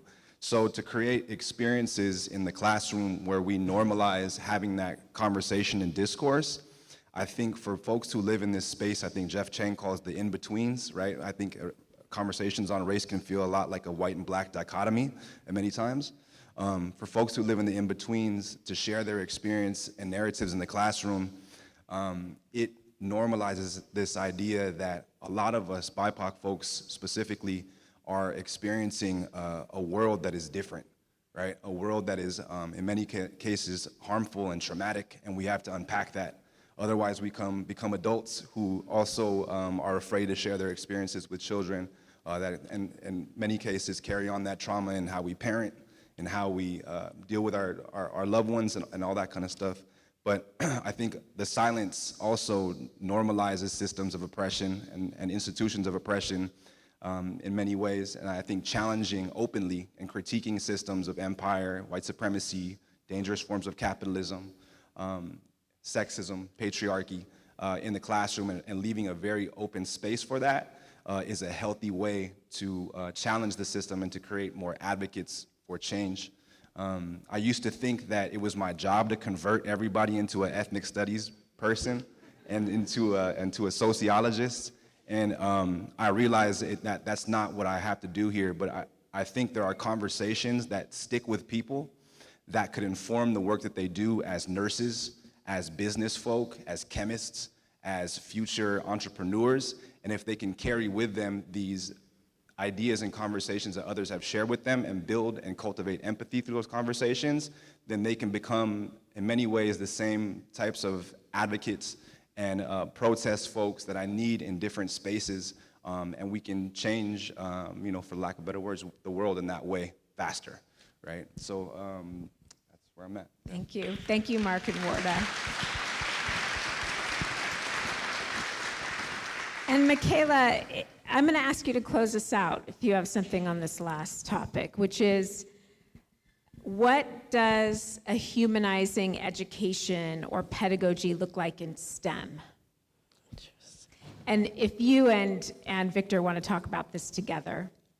So how do you integrate conversations centering students' issues, including racism, and how do you navigate these dynamics in a STEM field or in a STEM classroom?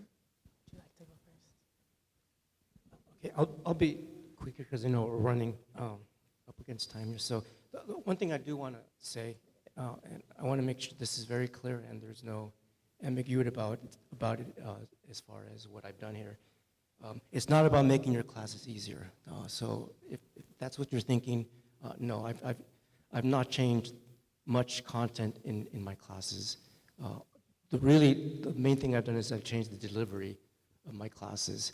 So keep that in mind. This is not some way to make classes easy for students to pass. So one of the things I do want to say is, we may not realize it, but many of the students in our disproportionately impacted learning groups,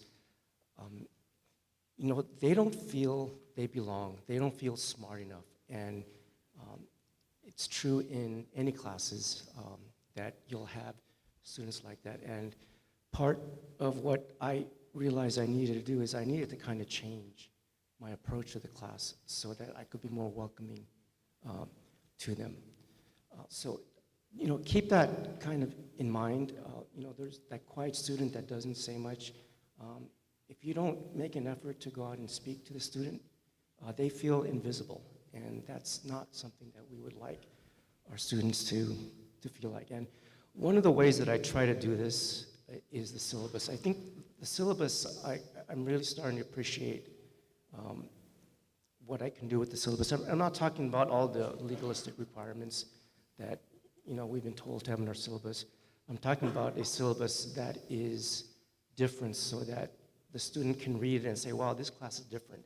Oh, I feel comfortable in this class. Oh, I can miss a quiz and not get penalized. Or I have 2 to 3 weeks to get an assignment in.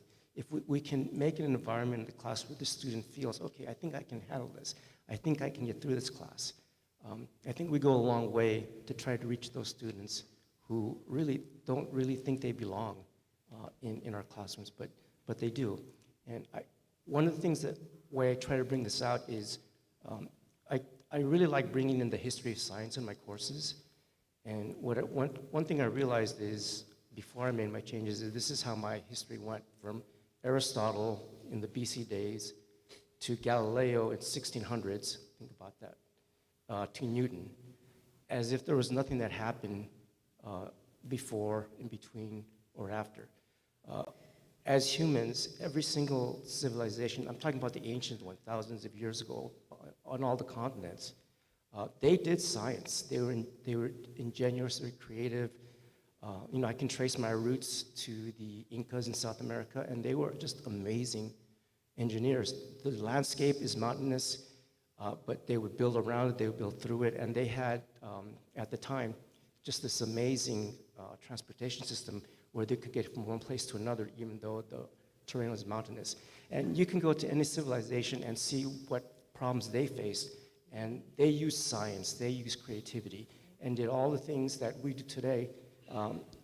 Today we have a little more theory and technology, but we can trace all of what we're doing now to all those ancients. And I really want students to realize that we're all scientists were all capable of learning science, and historically, that's the way it was. And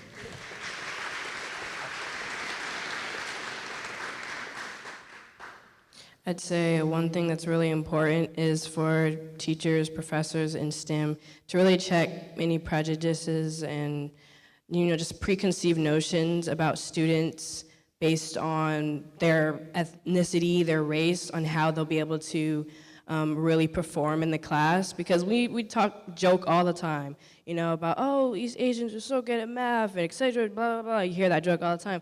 But it's like, it's not really that funny because those type of stereotypes actually impact students in the classroom.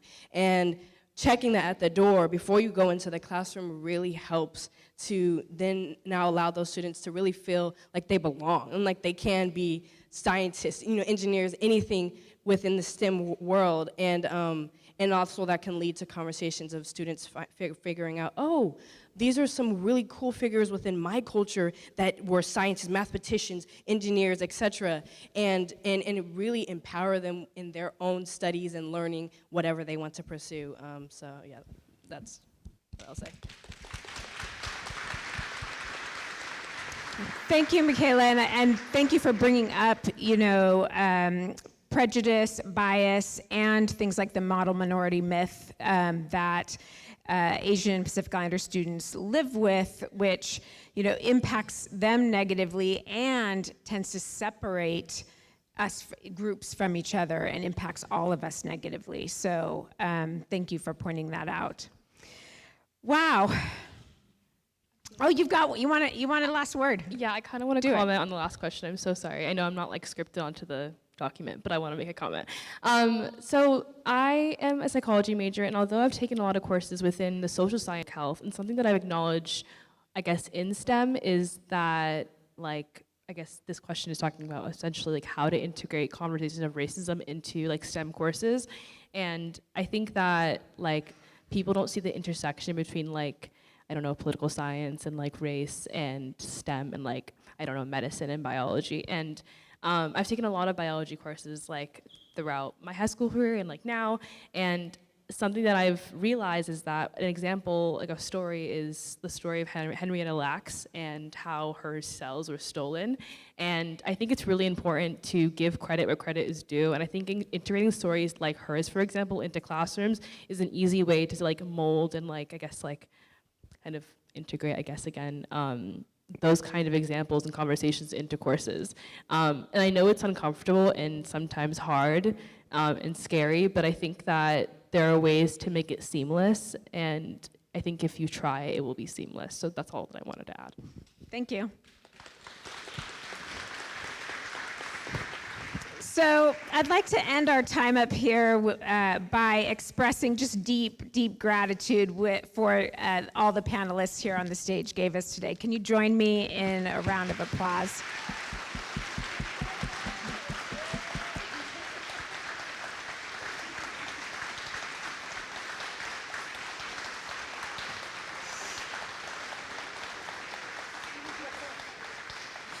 And also gratitude to all of you in the audience and all of the staff who set things up so we can be up here today. Again, I want to remind you that the panelists offered their experiences, their lives to you today, and in the spirit of reciprocity, they ask that you continue learning. So you will get that resource handout from them over the next couple of weeks. Also, please take our Convocation survey that'll come out this afternoon, because these folks want to hear the impressions of your experience today, and as well as any questions that come up for you when you reflect on the conversation. And so with that, our panel is going to leave the stage, and we're going to transition to the last part of our program.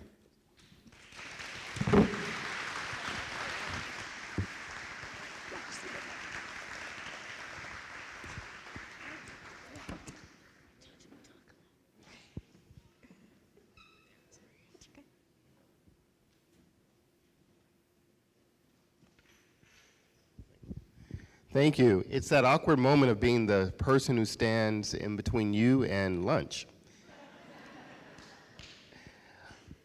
Well, I'll make this incredibly direct. The Office of Equity and Institutional Effectiveness and Innovation has decided to create an opportunity to recognize employees at the college who have done exemplary work at really changing the environment for students and have shown a deep commitment to that work. Last semester, we sent out a call for recommendations, nominations of individuals who represented change, agents of change, change makers, individuals who not only in their role but in their day-to-day life are significant to the overall culture and love and energy that we have here at American River College. So we are proud to present at this convocation for the first time the Agent of Change Award. We have 2 awardees this morning, and the first awardee I would like to recognize, and they don't have to give a speech, just come up, photo op, is Nemo Ali. Thank you.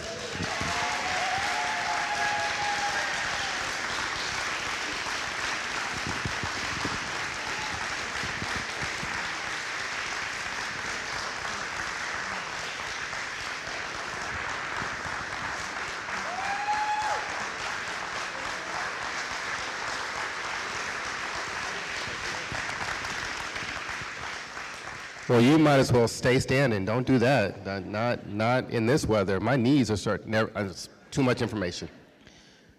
The next individual is representative of our faculty and has worked diligently to change the lives of students. At this time, I'd like to bring up Sarah Lehman. Thank you.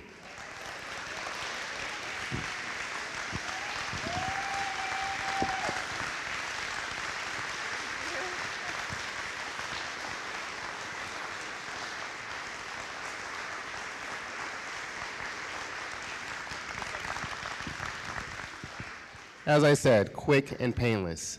Now, for the part of the convocation you have all been waiting for.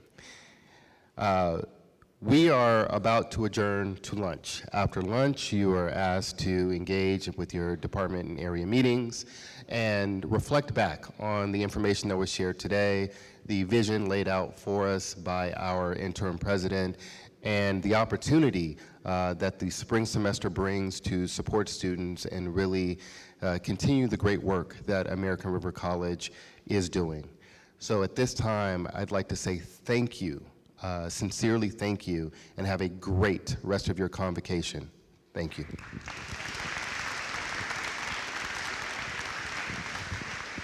You're excused. Food is over there.